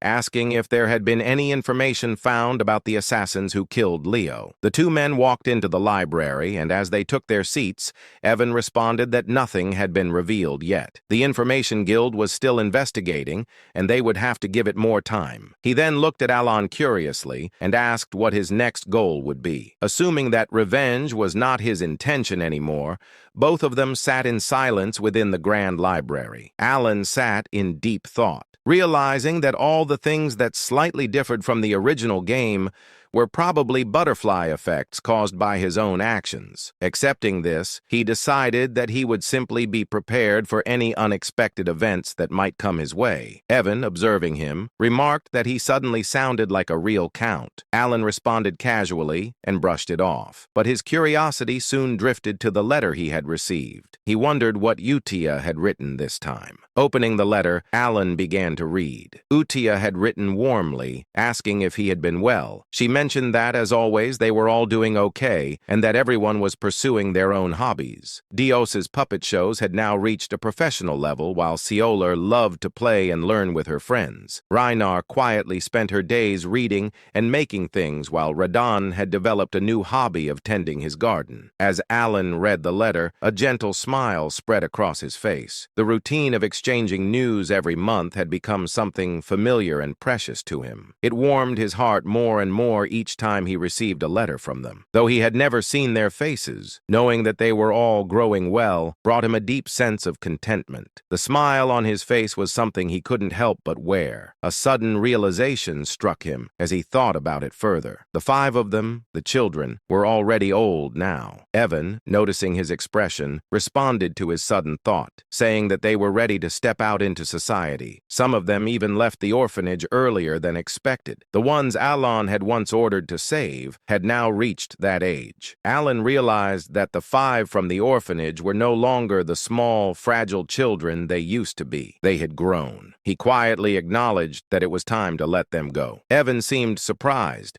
reminding him that he had placed them all in one place because they had been wounded. But Alan calmly reasoned that there was no need to do that anymore. The time had come to let them go. He thought to himself that he had cared for them enough to ensure they would not awaken as deadly sins, and because of that, they should be fine now. Evan agreed, noting that since they were all in good health, it was time to move forward. Alan's mind drifted toward his knowledge of the original game. Each boss battle had a rough outline of its setting revealed through narration. Utia possessed the talent of faith. Dios had the talent of the sword. Rina had the talent of studying. Seol Rang had the talent of a fighter. Roden had the talent of an apostle. If they used their talents in the right fields, they would surely thrive. The thought filled him with satisfaction as he mentally declared it a perfect plan. Feeling determined, he decided that while he was at it, he should also prepare a gift for each of them. He had planned on giving them gifts anyway, and now seemed like the right time. As evening arrived, his work for the day finally came to an end. Evan stretched and exclaimed with relief, saying that he would step out for a while before returning soon. Alan waved him off, bidding him goodbye. Alone in the quiet office, Alan smiled to himself, wondering if he might one day receive something back from them once. They became successful and influential. His thoughts softened as he hoped his letters would guide the children to step confidently into the world. Meanwhile, in another scene, Utia received Alan's new letter. Gathering everyone around, she announced that the orders had arrived. This time, however, the message had been delivered to each of them individually. The group grew silent, reading their respective letters with focused expressions. Though Seol Rang couldn't contain her excitement, her eyes sparkled as she eagerly unfolded her letter, marking the beginning of another chapter in their intertwined fates. Meanwhile, Yisha finished reading the letter sent by Alan. She announced excitedly to everyone that new orders had arrived. This time, Alan had delivered them individually, which surprised all the members. But before anything else, Yusa suggested that they should read the previous letter as well. Since the new instructions seemed to require a high level of attention, Xiang spoke cutely, mentioning that only Yusa had been able to read the earlier letters. Yusa explained that since Alan had given each of them a personal order, it meant he had decided it was time for everyone to see the contents themselves. The letter written by Alan made Seol Rang and the other sins react like curious kitten. Seol Rang clumsily repeated the first line of the message Alan had written. "How have you been lately? It seems you have many talented friends. If you need anything, let me know." Renee commented that it sounded like ordinary small talk, but Yusa smiled. She understood that Alan had intentionally kept the opening simple. After the greeting letter, this was the first true order he had issued. He had defined the elimination targets, assigned missions, and instructed them to report the results afterward. It was during this time that he entrusted Blue Moon to her. As everyone could see, he had personally chosen each of them, and all the sins were excited to meet him. Deus nodded and said it made sense. This prevented information leaked. She remembered her first order and smiled, recalling how firmly she had been told to understand the instruction clearly and carry out the mission without fail. Deus then wondered aloud if it would be better to visit Alan directly or contact him through magic communication. Raiden agreed that if leaks were the issue, letters seemed unusual. Yusa's expression sharpened. She reminded them that their duty was simply to follow Alan's order. She gripped the letter tightly, and Deus let out a sigh at her unwavering resolve. Deus eventually said they should read the orders properly. Moments later, after going through her assignment, she explained that Alan had instructed her to head to Caliban. The nation of knights Seol Rang scoffed, calling it a desert colony she disliked. Raiden mentioned his destination, Rexy, the entertainment city. Renee said she was ordered to go to Latina, the mage city. Finally, Yusha, the female lead of the entire story, looked stunning as always when she spoke. She said she was assigned to the Holy Kingdom of Ryza. Everything they needed to do was clearly written in their letters. Dea said she didn't understand the reason, but Alan had ordered her to become a knight. It felt unusual even for her. Xiang added that Alan had also told her not to worry since the patronage would continue. Reina mentioned that he had revealed the locations of their gifts as well. Raiden responded calmly, saying they would understand everything once they reached their destination. Yusa gathered everyone and repeated the final rule Alan had Guy. They must never mention the name Blue Moon. Everyone agreed and prepared to leave. Next day, all the members assembled and departed to carry out Alan's orders. 3 months later, inside his office, Alan sighed. As expected, there was no noticeable change in the field of magic. He continued reading advanced magical texts to increase his capabilities and muttered that he would have to experiment on his own, ridiculous as it felt. Suddenly, he looked at his knight, Yuan, and asked what he was doing. Alan then remembered something and questioned him about the investigation into the killing of Leo. Yuan replied that the Information Guild still hadn't found anything. Alan seemed surprised for a moment and asked if there was anything else to report. Then he whispered under his breath that the butterfly effect caused by saving the 5 deadly sins had already gone out of control. Even Lyra, who was never supposed to appear in the storyline, had become the Duke of Ayla. The thought distressed him. She was expanding her power and influence at a terrifying pace within the underworld. Alan let out a tired chuckle and told Yuan they should stop investigating the Ascension altogether. It was dull work, and he already had far too many responsibilities piling up. Yuan looked at him with surprise and really master. Alan explained that the entire situation was clearly the result of his own ignorance. In a place like this, almost nothing escaped the network of the Information Guild. Even he felt uneasy about it. If he tried to uncover things he was not meant to touch, the consequences that returned to him could be far worse. He muttered that if an unexpected complication led directly to death, then the investigation was meaning. In the end, organizations like that wouldn't harm him as long as he didn't interfere with their affair. He clarified to himself and to Yuan that there was no reason for any secret group to target him unless he approached them first. That was why he believed there was no point in continuing the investigation into Leo's death. Yuan nodded and agreed to inform the guild to stop. Then he suddenly remembered something. Right, there's another piece of news, he said. Apparently, Deus has been appointed as a knight in Caliban recently. Alan looked up in surprise. Really? Good for her. 3 months later, Yuan entered the room carrying snacks. Count, there's something else, he said. Apparently, Deus has created an entire knight order. Alan straightened. A knight order? Then she must be at least expert level or higher. Could she already be at the level of a sword master? Yuan replied that Deus had indeed reached the level of sword expert. Alan thought quietly,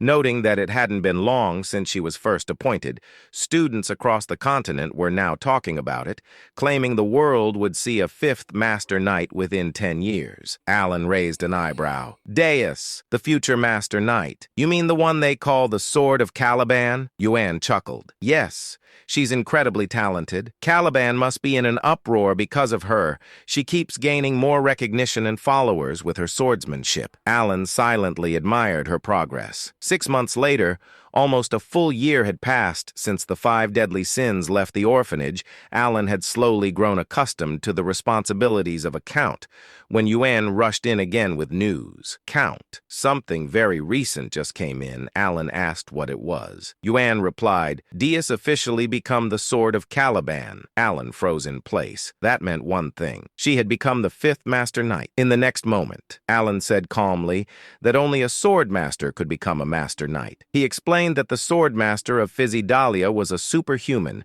who had surpassed the aura blade and unlocked a unique ability known as deviation. He looked at Yuan and asked if he was really saying that Deus had become a sword master. Yuan interrupted and clarified that she was about to reach that level. She hadn't created her deviation yet, but the nation had granted her the title of Master Knight regardless. Not only had she defeated the 4th sword in a duel, but Caliban had also lost one of their Master Knights to the northern barbarians. Alan thought for a moment and acknowledged that the two sides had been at war for more than a decade. Yuan continued, "Realizing mana and learning to control it took around 5 years, while creating a deviation usually required decades. The first sword, Reharnet, had been 32 when he became the youngest Master Knight in history. He had wielded a sword since the age of 5 and was unmatched in strength. Even with that talent, it had taken Reharnet over 20 years to reach that level. Yet now, a child who once knew nothing about swords, Deus was becoming a Master Knight." Alan's eyes widened. "So, if she's only waiting for her deviation, does that mean she has already surpassed Reharnet? She might reach Swordmaster status soon." A small smile appeared on his face. "Maybe I can benefit from her sooner than I thought." Yuan quietly took note of his reaction. Alan looked at the letter with surprise and murmured that perhaps he couldn't do anything more. But Yuan immediately insisted that he should not blame himself. Alan held the letter again and explained that he only ever received letters from Yusha. Even after she left for the Holy Kingdom, she continued to send them regularly. Every letter contained news about the 5 deadly sins she grew up with. It seemed they stayed in close contact. He sighed, saying that even though none of them had ever seen his face, they could have at least thanked him for the gifts. He paused, then slapped his cheeks lightly and corrected himself. He was already grateful that they hadn't destroyed the entire kingdom. After awakening as the 5 deadly sins, Alan whispered that as long as they were living well, he was genuinely happy. Then scene shift to Caliban, central area of Kritham. Caliban, the central district where high-ranked nobles resided, held the grand mansion of the illustrious Sor Scapliff Knight Order inside.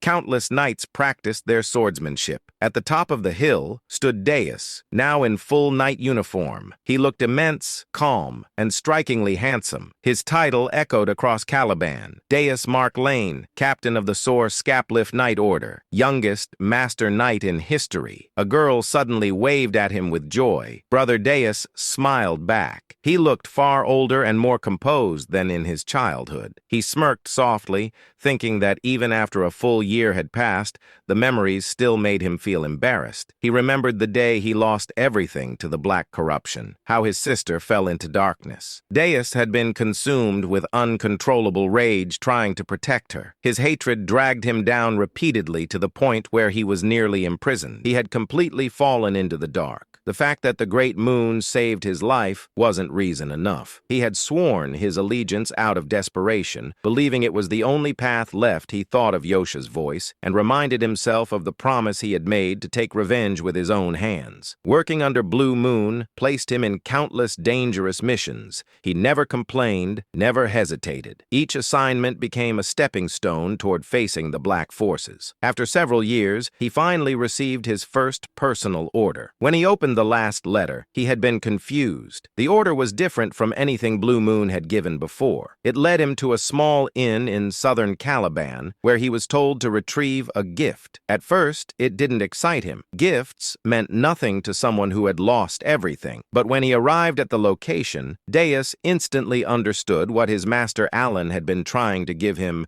The gift was his sister, alive, safe, and waiting for him. His eyes trembled with disbelief as he read the final line of the letter. "The gift from the great moon is your family, the one you thought you lost forever." Deus broke down. Tears streamed uncontrollably as he ran forward and embraced her with shaking arms. His sister stared at him in shock, unable to believe what she was seeing. To Deus, she was more precious than his own life. The brother embraced his sister tightly. His voice trembled as he tried to speak through the tears. He said that the sister he had believed to be dead was still alive. Overwhelmed by pain and relief, he looked at her and asked what had happened after he lost her. Styla also cried while holding her brother's arm, offering a faint smile of comfort. A little later, they sat together with cups of tea. When she had calmed, she began to explain. After those people dragged her away, she had been trapped in darkness for a long time. The memories returned vividly as she spoke. She described being locked inside a pitch-black cage, waiting for the moment she would be taken out to be killed. When her turn finally came, someone terrifyingly strong appeared. That person grabbed her hand and pulled her toward the light, allowing her to escape and survive. Years later, when she was nearly sold to a slave merchant, another powerful figure protected her again. A blade cut through the attackers, saving her a second time. That person was Alan's knight, Yuan, who rescued Styla, Dana's sister. Returning to the present, Styla explained that after those events, he had received precious medicine from a sponsor. She confidently repeated his words while holding Alan's letter. She explained that the letter had been handed to him directly and that Alan continued to send medicine and support without fail. The name written on the letter was Alan Palestonio, and the message stated that Alan had sent everything specifically for Styla, and she added that Alan had instructed him to deliver it personally. By that moment, Deuce understood that the Great Moon had been acting for her sake as well. He already knew how precious she was to him, and she cheerfully said that the great sponsor had helped her more than she could ever express. She felt deeply grateful for everything he had done. Alan had supported them through his knight Yuan because he wished to keep his true identity hidden. Deuce, however, was stunned. Shock spread across his face as he whispered that the Great Moon had been protecting her under his own name. He could not understand how the Great Moon even knew about their situation. He stated that he had never spoken about his family to anyone. Only Yosha had noticed the black lamp that once targeted him. He grew serious, gripping his own shoulders as he asked himself how the Great Moon knew everything. Everyone recognized the Great Moon as the unparalleled prodigy behind countless stories, someone who seemed aware of every hidden truth. At the same time, memories flickered inside Deuce's mind. Moments connected to Yusa. Confusion and disbelief pulled at him like threads snapping together into a single picture. Everything suddenly aligned. He struggled to understand the anxiety Yusa had shown whenever she spoke about the Great Moon, the nervousness in her voice, and her repeated reminder that a sword could never act on its own without its master. Darkness washed through his thoughts as he realized that the foolish one had been himself. Yet a glimmer of hope remained. He remembered the words he had once heard. The Great Moon already knew everything and had been leaving hints for the child who would be forced to survive alone. His body trembled, his voice shaking as this truth finally struck him. Styla pulled him out of that spiraling realization and asked why he looked so stunned. Inside, Dus understood that his own sword had dared to act alone, yet the Great Moon had chosen to be merciful. The narrator's view widened, revealing how the Great Moon, Alan, had been guiding Deuce's life like a carefully arranged strategy, almost as if controlling him like a puppet. Dus whispered that he had spent all those years consumed by hatred and revenge against the Black Sheep,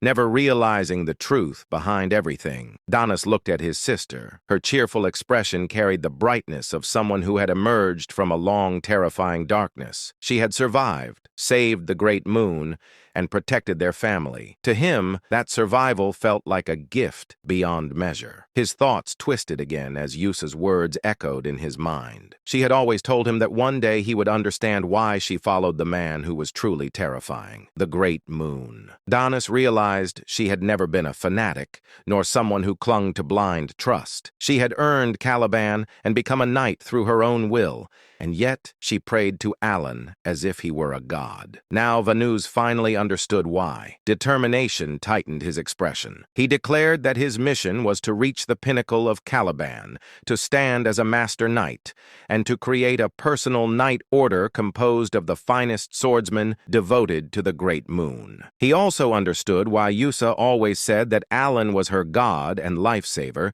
She felt nothing but unwavering loyalty toward him. Fueled by his decision, Deuce embraced the path of sword mastery and the creation of his knight order. The story of their rise began to take shape. Sometime later, Danus stood on the balcony. A tall knight approached and informed him that the time had come. Danus walked forward and looked down at the assembled knight order. He announced that this expedition would become the first stepping stone for the solar skeletons. Hardship meant nothing to him. He gripped his mesmerizing yet terrifying sword and declared that he awaited the day he could offer his gratitude to the great moon, along with a repayment that would satisfy him. His eyes glowed with dark determination, his loyalty toward the prodigy of their age unwavering. He vowed to prove himself under the moon. The solar skeleton knights then departed for an expedition against the barbarians. Dina sat outside quietly, thinking that the place felt peaceful, perhaps because all his subordinates had grown into capable warriors. Meanwhile,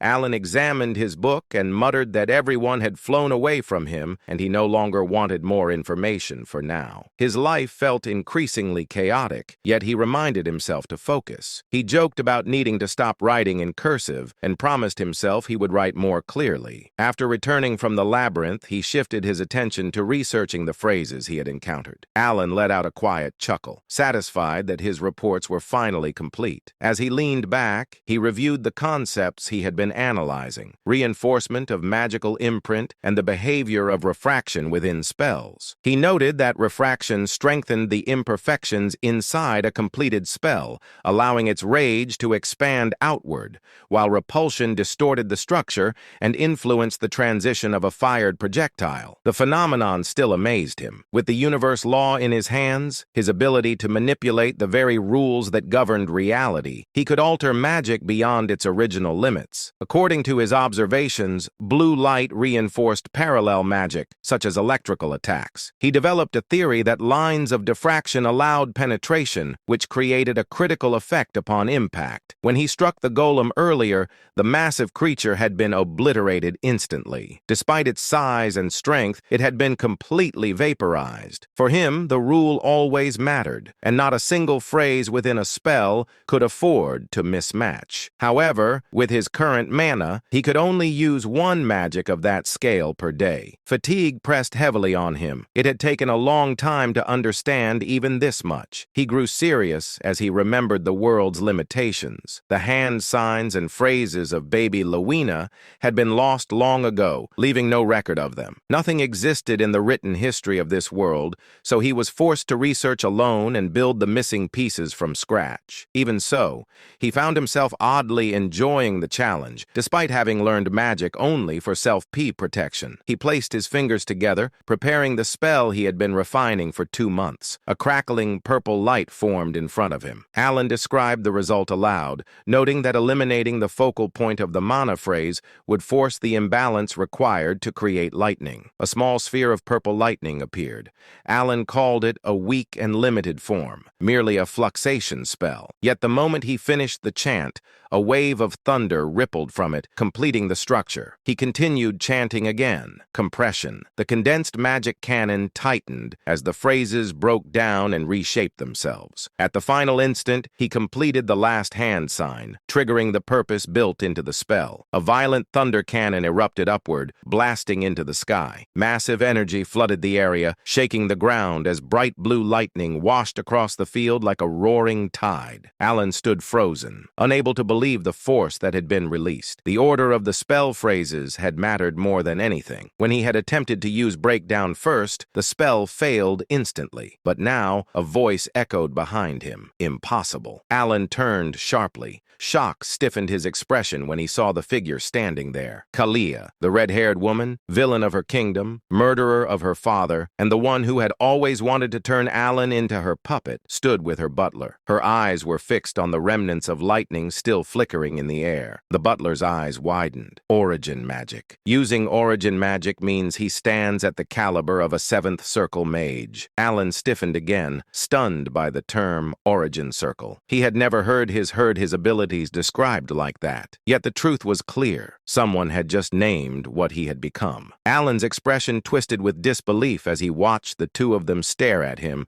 with those ridiculous, exaggerated faces. He wondered how they could look so foolish at such a moment. Their reactions reminded him of his days at the academy, and his thoughts drifted back to a memory of his professor. During his time in Clyburn, the nation of knights, he had once received advice from that professor. The man had explained that one could establish an order only after gaining recognition from the king, and Alan had originally intended to become a mage, simply to defend himself. He wanted strength only for protection, both for himself and for those he cared about. Yet his professor had never taken him seriously. Instead, the man had treated him like a pet, constantly praising him and patting his head with the flat of his sword. He would call Alan talented, claiming him as his own student, begging him not to leave the country because he considered him precious. The narrator had even shown how fondly the professor looked at him. Alan, however, had always been annoyed by those assumptions. His magic ability had not come from the professor. None of it had been inspired or created by that man. Every spell, every theory, every refinement, he had achieved them through his own research. Lady Zenonia, or rather Zenonia Kalia, who had effectively been ruling the Zenonia County by making her father a puppet for several years,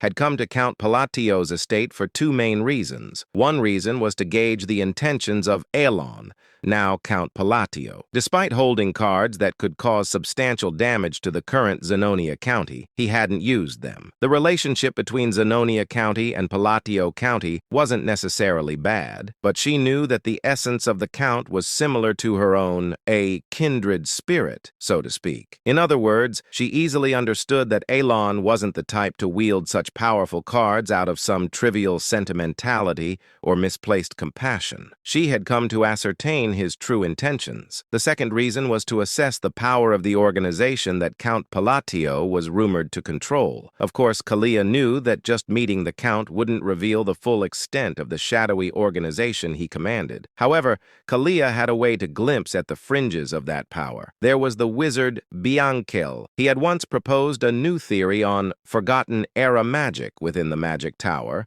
earning academic acclaim, but he was later expelled from the tower due to his excessively inhumane magical experiments. However, despite his expulsion, his rank was still 5th tier. He was strong enough to obliterate an entire battalion of soldiers by himself. Kalia had brought him along in exchange for assisting with his experiments, forging an alliance with him. She reasoned that if a wizard like Bianchel, who specialized in detection magic and was on the cusp of the 5th tier, was present, he could easily assess the caliber of those protecting Count Palatio. While the nature of one's guards didn't reveal everything, observing the level of those guarding the Count could naturally offer insights into the organization's inner workings. At least that was why she had brought Bianchel along. In the reception room of Count Palatio's estate, Lady Kalia subtly glanced at Bianchel, who still hadn't fully closed his mouth and wore an anxious expression. She was inwardly surprised. As far as she knew, he wasn't someone who would normally show such foolish expressions in front of others. Bianchel's face was always arrogant, and he never spoke politely to anyone, not even to her who supported him. But now Bianchel's expression was extremely unusual. His face was still marked by shock, just as it had been earlier, and she could even detect flickers of fear, something she had never seen in him before. Kalia felt a mix of curiosity and unease as she looked at Bianchel. She had never seen him display such blatant fear, and she said to herself, if he's reacting like this, could it really be that the magic we saw earlier was an origin spell? Kalia's thought was fleeting as she quickly refocused on the present situation and met Elon's gaze. His eyes were the same as before. His gaze, which seemed to find no value in the current situation, he asked coldly, "What brings you to the country?" Kalia was the first to break the silence. As she said, "My apologies, Count Palatio. I've been rude." Although she was still Lady Zenonia on the surface,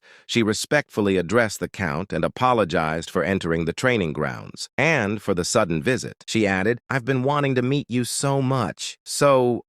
But he interrupted her words, saying, no need to blame yourself, but let me clarify one thing. What I used wasn't origin. It seems the wizard you brought along was misunderstood. He added, indeed, my magic skills aren't particularly exceptional. If I had to rank them, they would be around the second tier, and the mage beside you must have noticed that magic has no effect at all. Naturally, Kalia didn't believe Elon's words. Even though she wasn't well-versed in magic, she could easily tell that the magic Elon had displayed was anything but ordinary. She turned her gaze subtly back to Bianca and was even more surprised. His expression was worse than before. However, despite his sour expression, he seemed to have understood the underlying message in Alon's words. It was a warning to keep quiet about what they had witnessed here. Bianca forced out the words, saying, it seems I was mistaken. Kalia was once again startled, hearing him speak in polite language for the first time in 5 years. He usually spoke informally. Alon sighed, saying, yes, you seem quite capable, so you've likely already noticed, but that magic is of no practical use. Now then, since the misunderstanding has been cleared up, what brings you to the county? Without hesitation, Elon moved the conversation forward,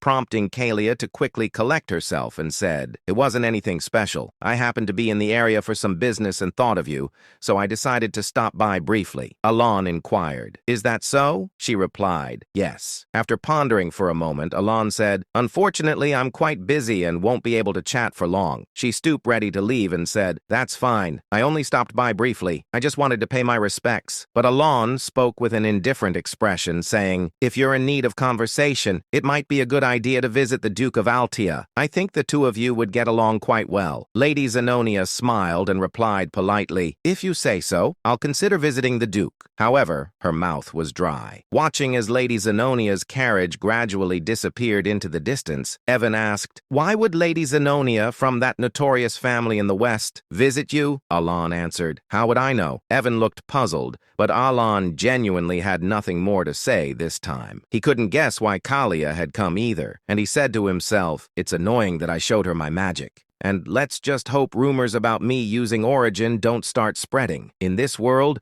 rumors carried more power than one might think. If a rumor spread that Elon could use origin, a spell only supreme wizards in this world could cast, it might seem advantageous at first glance, but it would actually be a major headache. In this dark fantasy world, it wasn't hard to find madmen who couldn't resist picking fights with anyone strong. He thought that there was no way Lady Zenonia would actually seek out the Duke. Even so, the reason he introduced her to the Duke of Altia was more about sending a message that he had no interest in associating with her. With that thought, Alon ended his musings about Kalia. Meanwhile, inside the carriage, Kalia asked, was the magic Count Palatio really used origin? Unlike his usual immediate responses, Bianca remained silent. Just as Kalia was about to speak again, Bianca finally spoke, saying, it wasn't origin. She asked, it wasn't origin? Then what was that earlier display? As Kalia questioned him, clearly not understanding, Bianca trembled in fear and began to explain, saying, origin is the endpoint of all wizards, a canvas of sorts. It is a canvas allowed only to those who have established magic as a truth, where they can draw their own unique laws, magic that possesses its own unique arrangements and manifestation formulas, painted onto an unchanging canvas. This is what we call origin. However, he swallowed and continued, Count Palatio's magic was different. It wasn't drawing on a canvas. To be more precise, his magic was akin to tearing the canvas apart. Bianca explained further, saying, in other words, he was twisting the truth that should remain unchangeable. Although I only saw it for a fleeting moment, since I was using the observation eye at your request, I saw it clearly. Bianca muttered, fixing lightning that shouldn't stop, twisting the laws to collapse the spell that had been manifested, and yet still managing to manifest it flawlessly. It was an unbelievable miracle, and behind it, he He stopped speaking abruptly. The image of Count Palladio from earlier flashed in his mind, at the moment when he displayed that incredible magic. His eyes had revealed a talent that could only be attained upon reaching the 6th tier, even if acquired later in life. A talent that Bianco had only barely glimpsed after reaching the peak of the 5th tier due to his own latent talent. Eyes that could perceive the world itself. It was an eye, a pair of jet black and red eyes. With 2 crimson rings encircling the pupils, those eyes had appeared when the Count used his magic. Recalling this, Bianco could not hide the fear that filled his own eyes. If it was what he thought it was, the Count had accessed the power of a forgotten ancient god when he used that magic. But Bianco cut off his own thoughts, even using magic to force himself to stop thinking. Having delved into ancient knowledge, he was well aware of how dangerous it was to try to infer the truth behind such things through further thought. And he added, "Let me give you one piece of advice. Never make an enemy of him. Do not oppose Count Palladio. That's all the advice I can give." Having said that much, Bianco fell silent. Lady Zenonia also kept her silence. At the same time, Kalia naturally recalled Alon's expressionless face and his calm gaze as he had looked at her. Without realizing it, she let out a self-deprecating smile, because through Bianco's words, she had realized something. There was no point in trying to understand Count Palladio's intentions from the start, and she had also realized that she had already become nothing more than a pawn on his chessboard. And then, about 5 months later, 2 years had passed since the children had been sent off on their individual paths. Inside his office, Alan asked calmly, "Any new information? Preferably news about that kid?" Evan shook his head, saying, "Nothing about the children, Count, but there is something else." Alan glanced up, uninterested at first. Evan continued, giving news that struck like lightning. "Zenonia County and Altea Duchy have formed an alliance." Alan froze, inquiring, "What the hell did you just say? The 2 pillars of the underworld have united." Evan confirmed, saying, "On the surface, it appears harmless, but in the underworld, the alliance is confirmed." Alan dragged a hand down his face in pure frustration, saying to himself, "I went through all that effort, raising those little sinners, and now the world gives me a shadow alliance instead. Is the Astria Kingdom going to collapse next?" Exhaustion washed over him. A creeping fear followed, and he said, "No way she didn't. Kalia didn't actually take my words seriously that day, right?" He remembered his cold suggestion. Visit Duke Altea. He certainly hadn't meant form an alliance with him. He slapped his forehead again, saying, "Come on, it has to be temporary. With Kalia's personality, cold, arrogant, hostile, it's impossible, but I should prepare." He picked up his pen to write a letter. "Kalia, if I came off blunt, if I sounded cold, I was not intending to insult you." He stared at the line. This doesn't sound like an excuse at all. Still, he folded the letter and handed it to Evan, saying, "I'm leaving this to you." Evan nodded, saying, "I'll deliver the message to Lady Zenonia through the Machinery Guild. I'll continue searching for the children as well." Alan sank back, scanning several reports, and he said to himself, "I wonder what Randan and Seol Rang are doing now. Even Utia." His eyes landed on a blood-stained letter the 2 had sent after reaching their destination, and he said, "Seol Rang wouldn't have died, right?" The thought was dark, but it slipped out. He continued reading. If they followed the instructions and found the gift, they should have gained their warrior symbol, maybe even escaped Baba Yaga by accident. Alan reviewed the note describing the ability of the gold mana beast's hand glove, the treasure he had given Siren. That girl received something valuable. She wasn't born with the sin of pride. She could have become a strong warrior instead of a fallen sinner. He sighed, saying it was right there in the item description. If I had told her about the treasure's hidden value, she could have sold it or used it for funding. With her talent, she could have made a living anywhere. His gaze drifted toward the balcony and the stretching horizon beyond. He murmured, "After all, this land is a place where anyone can seize the world through strength." Night draped the desert colony in a quiet, shimmering glow. Deep inside a hidden cave, Seol Rang stretched her arms with a tired yawn and waved her hand as she walked forward. She murmured cheerfully, "At last, the ordeal is finally over." She lifted the golden hand glove, the treasure Alan, Great Moon, had given her, saying, "Oh, Great Moon, thank you," she whispered, eyes sparkling. "This gift is incredible." Clutching the glove with affection, she thought of the pale, gold, kitten-like spirit that had appeared earlier. She said, "I always believed the essence of the Golden Mane tribe was just some random charm. But what I heard as a child wasn't some fairy tale at all." Memories surfaced. Her mother's gentle voice, the warmth of their old home, her tribe's forgotten pride. "Our Lenjin are descendants of the Golden Mane tribe," her mother had once told her, "kings of all beastkin. The essence of the Golden Mane tribe is a high relic passed down for hundreds of years. It grants us power and divine authority." Returning to the present, Seol Rang held her breath, and she found that very essence inside this desert cave. The moment she had put on the golden glove, pain had surged through her entire body, so real, so overwhelming. She had faced trial after trial inside her own consciousness, each challenge tearing at her mind. But she endured. Looking at her hand, she whispered, "One day I nearly died as a test subject, yet the great moon saved my life." The memory stung her heart. Abandoned orphan, treated as nothing. But Alan had changed her fate, she said, voice trembling with emotion. "He gave me the power to take revenge on the Black Dragon, the monster who killed my parents." She tightened her fist. Golden aura burst from her palm, flaring across the cave like sunlight tearing through darkness. She added, "I must repay the great moon's grace." Energy surged violently from her body,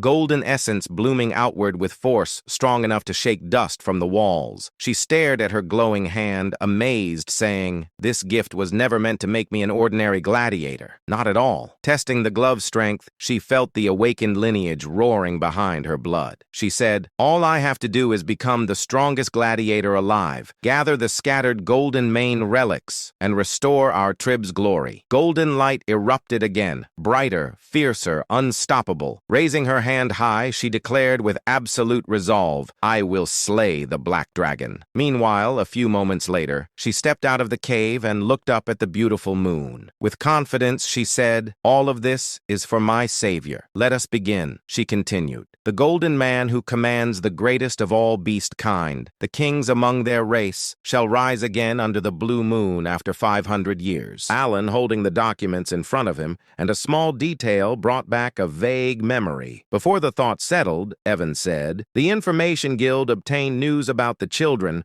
I wanted to tell you back at the training ground, but I forgot." Alan placed the documents down and inquired calmly, "All right, what is it?" Evan continued, saying, "Seol Rang has been performing very well in the colony. She even earned the golden flesh from the allied group." Alan tensed, asking golden flesh. "Where did I hear that? I can't remember." Even so, he exhaled lightly and said, "I'm glad she's doing fine." Evan nodded. "Right. In that land, strength decides everything." Alan asked, "What about Radan? I haven't heard from him since he said he was learning how to work in Raxus. He said he was sent there." Evan adjusted the sword on his waist, saying, "There is information on him, but they are still verifying its integrity." Alan looked at him and said, "I see. By the way, Evan, aren't you supposed to be busy?" Evan froze, confusion spreading across his face like a short-circuited machine, saying, "My lord, why are you looking at me like that all of a sudden? I did everything you told me." His voice trembled. Alan smiled and said, "You need to prepare. It takes at least a month to reach the Magic Tower." Evan's eyes widened in disbelief, inquiring, "What? The Magic Tower? I've never even heard about that." Shock hit him like thunder striking his head. Alan replied casually, "Easy." "Oh, did I not mention it before?" Evan let out a breath, saying, "I'm used to it, but still a month? It should only take a week to reach the Green Magic Tower." Alan said, "We're going to the Blue Magic Tower." Evan blinked, saying, "Ah, that's near Labyrinth City, so it's quite far." Then Evan straightened his posture, saying, "I will start preparing immediately, my lord." Alan nodded. Sometime later, Alan collapsed onto the sofa and slumped like an old man. Exhaustion weighed on him, leaving him lazy and drained. And he said, "A month in a carriage, just thinking about it makes me tired again," he muttered. "But what else can I do? The item that can support my small precious mana hole is there." His gaze dropped as a faint memory surfaced. The massive city slowly appeared before his imagination. imagination, just as it had in the game. Alan continued saying, even though countless players visited the labyrinth, no one ever reached the end. I only reached the 115th floor because I used a cheat code. Those devs were insane. There were even more floors below that, and the item I need is on the 151st floor. Because of that, the job of official magic appraiser has become so popular that it guarantees a stable life. His thoughts drifting to Rinne, her calm eyes, her knowledge, her talent with stones and elixirs. She'll be taking the appraiser exam soon, Alan said. With her talent and sense for magical items, she should pass easily. But when the moment quieted, reality slid back in. Alan frowned faintly, saying, maybe I gave Rinne too small a gift compared to the others. Alan leaned back and added quietly, all it does is suppress equipment items. If that gift wasn't enough, I should send her additional support. His thoughts returned to their destination. Labyrinth City, Labyrinthia, a city ruled by no one, a place of explorers, machines, and endless opportunity. Beyond the crowded streets and countless shops in the southern district stood a hidden appraisal shop known as Marita. It was discreet, but its reputation had grown among nobles and A-rank explorers because of its rare, specialized service. The scene shifted inside Merd. A man stood frozen, stunned by what he had just witnessed. An echoing voice reached him from deeper inside the shop. The voice reported, "The appraisal is over, my lord." The man gasped. Only then did the truth settle. The masked girl standing before the man was Rinne. She had concealed her identity flawlessly. She held an object between her hands. She explained, "This device ignites flame with mana," demonstrating it with quiet confidence. The lord nodded. "Thank you as always. Let me see." The lord carefully examined the lamp in his hand. He murmured, "It's a relic that can be imprinted." "What is the imprinted ability?" Rin answered with calm confidence, saying, "A small amount of mana will keep the flame burning for at least an hour." The lord smiled and said, "Its efficiency has improved drastically." "Very good." He genuinely appreciated Rena's precision and intelligence. She replied, "Thank you as always." Silence settled inside the shop. Rana removed her mask, her expression softening for a moment until her gaze shifted to another item on the table. She picked it up gently. She said, "This item can also be imprinted." In fact, this shop had become famous because of its extraordinary imprinted abilities, things seen nowhere else. Inside the shop, a mystical item rested on a pedestal. Alan's voice echoed in Rin's memory. A gift from the great moon. An item sent directly by him. Rin stepped closer. It looked like an eye-shaped device glowing faintly with blue flames, swirling behind layers of sealed energy. She smiled, excitement rising inside her. She whispered, "When the great moon told me to become an oppressor, I didn't understand the reason." But the thought of Alan made the meaning clearer. His true identity, a friend of Palin from the forgotten era of the Outer Gods. Everything he had done was meant to eliminate the black things. When she had read Alan's letter instructing her to head to Labyrinth City and become a magic oppressor, she could not connect the order to the goal. But later, she understood Alan wanted influence inside the Labyrinth Empire, a foundation strong enough to reach the Magic Tower. Even so, in the present moment, she wondered aloud, what does becoming an oppressor have to do with killing the black things? She entered the appraisal room fully. She whispered, "The eye of the stalker repeatedly identifies items below a certain mana threshold to assist with oppression. It was dangerous, deadly even. Red demonic chains wrapped around it, and a dark presence seeped from the relic. It was nothing like normal magical wisdom." Reen reached forward and touched the chains. She said, "This substance, it doesn't exist in any library." The device trembled. Energy surged violently and the seals shattered open. A burst of blue light filled the room as the eye of the stalker awakened completely. Mana swirled around her like a living storm. Rin leaned closer, determination settling in her eyes, saying, "To gain the strength to fight the black things, I must awaken this item myself." "For the great moon," she said, "I have 252 more sacrifices left before it fully awakens." And, she said, in exchange for raising the relic's stats, it absorbs something from each sacrifice, instantly changing the eye. It only reacts to specific high-tier relics. If the wrong item is sacrificed, the entire stack disappears. She understood clearly. The relic demanded high-tier offerings, many of them, to ascend fully, and when it finally awakened, it would become become a weapon entrusted by Alan, the Great Moon. Rin felt a determined thrill. She wanted to awaken it completely. She murmured, accurately appraising all relics and selecting the proper high-tier sacrifices for imprinting. This is something only I can do. She lifted the divine eye-shaped relic in her hands, saying, I was born with the Library of Eternity. Everything is for killing the Black Wolf. Her voice deepened with resolve, saying, all is according to the will of the Great Moon. 3 weeks later, Blue Magic Tower. The master of the tower was absent. A small young girl stood in the entry hall, her expression cute, but her tone impatient, saying, state your business and leave. The tower master isn't here. She was Fina, the wise tower master of the Blue Magic Tower, a sixth circle mage, despite her childlike appearance. She glanced up at Alan and waved her hand, saying, I'm very busy. Say it quickly. Alan stood there, puzzled by her attitude. Her words left him silent for a moment as he looked at the tiny mage in disbelief. Alan stared at the woman, and a memory from the game surfaced. He said to himself, I know her. I've seen her in the main story. Right now, she was still only the wise tower master because the main storyline had not begun yet. But in the game, she was remembered as a once-in-a-lifetime genius, a prodigy who reached the 8th circle at the age of 20, eventually becoming the tower master. He straightened his posture and introduced himself, saying, I am Count Palatio. As I relayed earlier, I came to discuss the matter of the time gate. The girl froze in the middle of her scattered documents. Papers slid across the desk as she frantically searched between stacks. She muttered, shuffling everything around. All right, I need the right document for that. Where is it? So, what did you say? You can eliminate the time gate? Wait, where is that file? I really need to find it. Alan kept his composure and explained the time gate, saying, it's cracking. It connects to a mysterious subspace that appears in areas where magic is frequently used. It creates a monolith that causes significant damage. Demons and disasters appear because of it. The girl activated her detection spell. Her eyes glimmered as she scanned him. She scoffed. With such a low-level talent?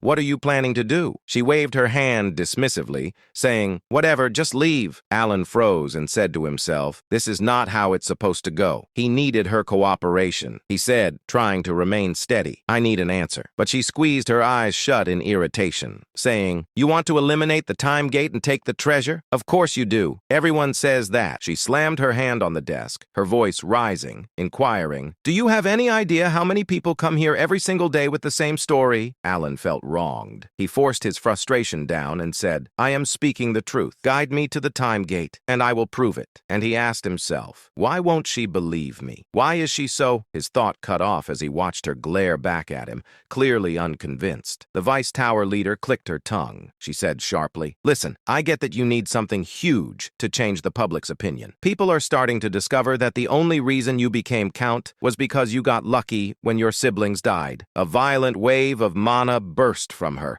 chaotic, oppressive, swirling through the tower like a storm. She continued, however, that doesn't mean you can storm in here and cause trouble for us. She had no idea who she was provoking. She didn't know she was talking to the Great Moon. Alan froze, stunned. He swallowed, saying, there's a rumor like that? Well, it fits the truth, but still, she's insane. Despite her small size and frantic behavior, she clearly kept up with every piece of information from the outside world. Alan stared at her, realizing how terrifying she really was. And he said, this Vice Tower leader, she's scary. Evan leaned toward his ear and whispered, tense and pale, saying, not going to lie, she scared me too. When I got annoyed earlier, she put me back in my place immediately. He lowered his voice even more, saying, and that wasn't even her full mana. If we try anything stupid, we'll drown in it. Alan sighed and said, I'm honestly depressed now, but then something shifted inside him. He squared his shoulders, stepped forward, and faced the Vice Tower leader directly. He declared, if I cannot eliminate the time gate, I will surrender my entire property to the magic tower. She stared at him, still babbling, saying, nonsense, I see. Alan released his energy. His voice turned cold, saying, if you want, I will swear an oath. Not a bad deal for a little of your time, don't you think? For the first time, she gasped. Her eyes widened as she looked at Alan properly. Moments later,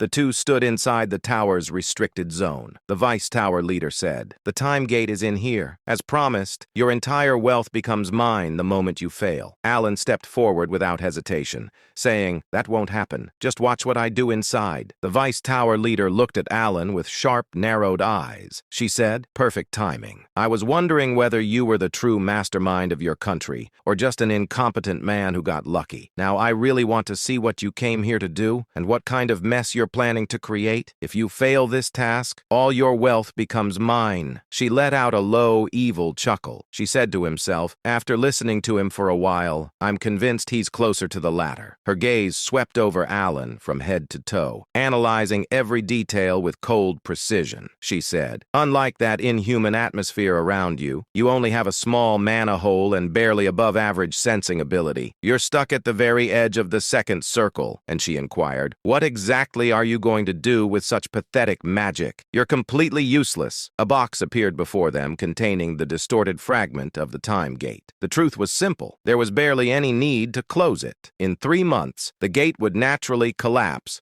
after spitting out the remaining relics. The research team had already concluded this. Alan said calmly, "Not a single mage capable of closing the time gate will show up." The Vice Tower leader scoffed. "And yet, the time gate inside the blue magic tower has been causing chaos for over 2 years." She said, her tone almost dismissive. "If you can't do anything, you may simply leave the room." Alan ignored her completely. Her expression twisted in irritation. She released a disbelieving laugh, clenching her teeth, inquiring, "You're going to use your hand as the minimum state of your staff? Even ancient magical tomes classify that as a primal method, something practically treated like a fairy tale." The Vice Tower leader tried to stop him, her voice rising sharply. "For goodness sake, hey, you stupid brat. Stop enchanting here. Enchantment is an ancient form of magic. You can't possibly pull this off. Just leave the room." But Alan ignored her completely, continuing his quiet chant as if she didn't exist. A strange shift rippled through the chamber. Darkness crept in from the edges, swallowing the light. The air grew so cold it stabbed at the bone. The Vice Tower leader's breath caught, inquiring, "What? What is this?" A chilling terror washed over her as the entire room dimmed.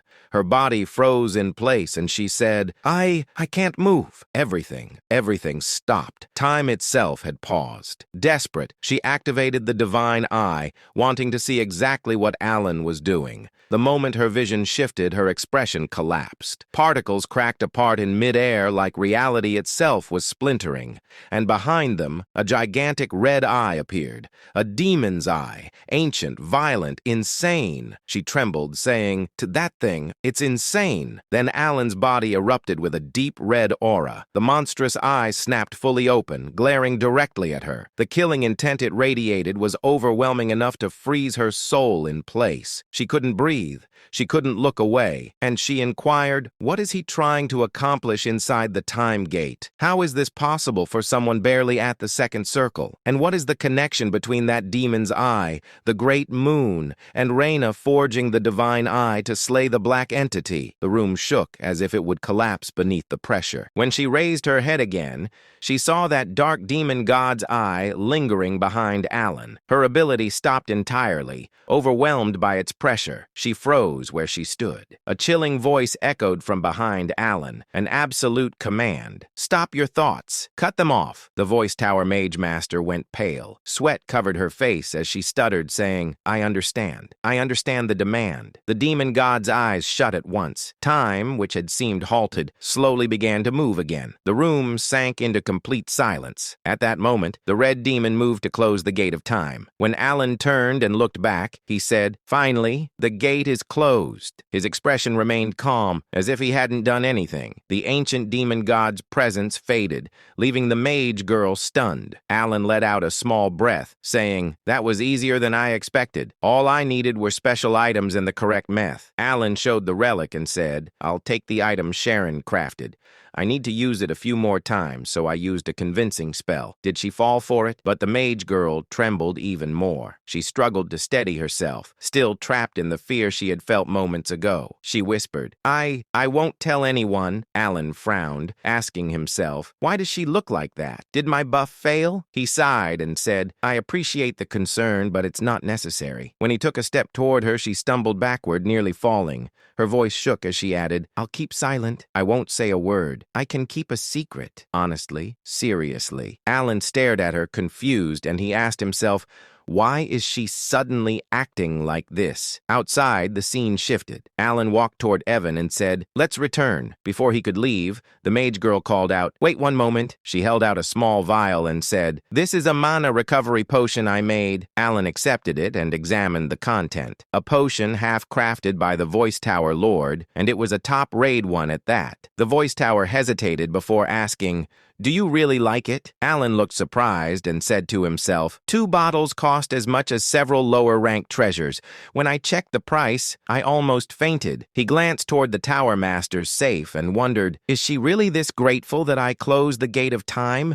But the mage girl trembled as she replied, that's what the Count requested. I will absolutely remain silent. Seriously, if you want, I can even make a mana oath for certainty and loyalty. Alan blinked, asking himself, an oath for something like this? What is she even talking about? He paused, saying, wait, she's clearly misunderstanding something. Before he could explain, the air rumbled. Magical chains formed above them. The Tower Master raised her staff toward the sky and began chanting, taking the mana oath for the prom. She glanced at the Count's direction and proudly declared, see, I keep my word perfect. Alan felt the tension rise in his chest, saying to himself, I see. She showed no intention of clearing the misunderstanding, and he had no way to stop her. The Blue Magic Tower officially acquired the relic. Alan considered what he had gained. 5 bottles of potion and an oath. For him, it was more than enough. The journey had been worth it. Dean shifted to outside the tower. Alan stepped into Evan's carriage. Evan examined the treasure in Alan's hand, and he said, Lord Alan, is that the item from the gate? It was difficult to obtain,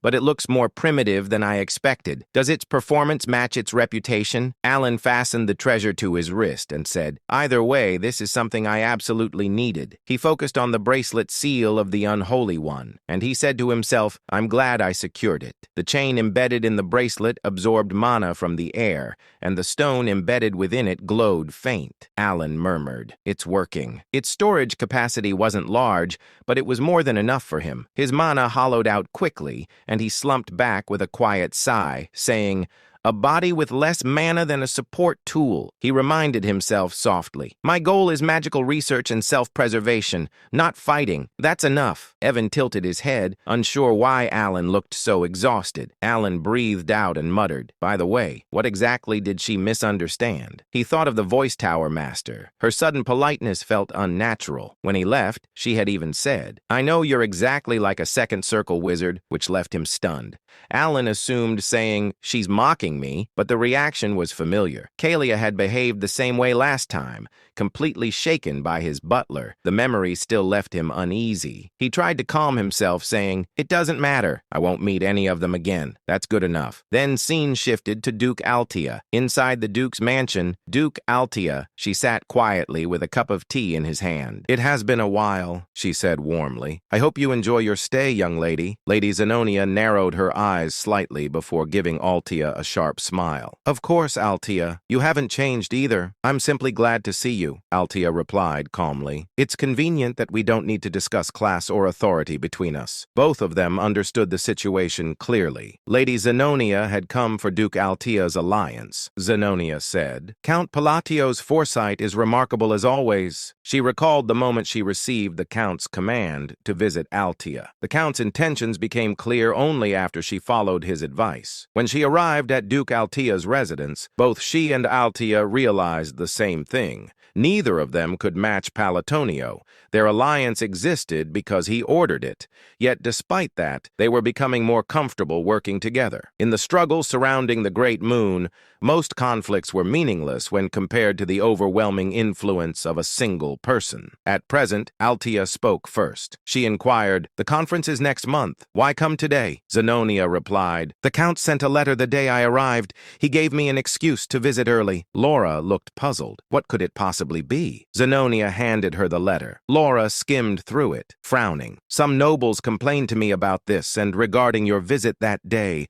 this command. The topic shifted to the conversation involving several noble family. Many nobles don't suit me, Laura muttered. There must be some misunderstanding. Zenonia nodded. It doesn't feel like a normal apology letter. Something about it is different. Laura leaned back sharply, saying, there must be a scheme hidden inside. Zenonia smiled and said, yes, that's why we need to discuss it. And Baron Kenya belongs to the noble faction. Marcus Martonio is a key figure in the royal faction. Viscount Bland is also tied to the royal faction. And you, Duke Altea, are an important figure among the nobles. Laura summarized in short, saying, he doesn't seem to side with either faction. Zenonia finished the thought, saying, which means he wants to push out the nobles heading toward extinction. Both women shivered at the idea. The thought that Alan, whom they believed to be dangerous, had sent that apology letter felt unsettling. Laura looked up, saying to herself, this must be the reason Altea needed my reputation and named me a duke. And the hangman of the West stands with him. That certainty explains everything. Zenonia nodded calmly. Then we should discuss a new plan. What plan? A plan to deal with their misunderstanding of Alan, whose letter was simply a normal apology, yet they believed he intended to erase noble factions entirely. Zenonia found the confusion useful and began weaving new schemes. Seeing change to blue magic tower inside the tower, Fina collapsed onto the desk. The tower lord approached, saying, tell me in detail, Fina, why were you so nervous? She looked up, still shaken,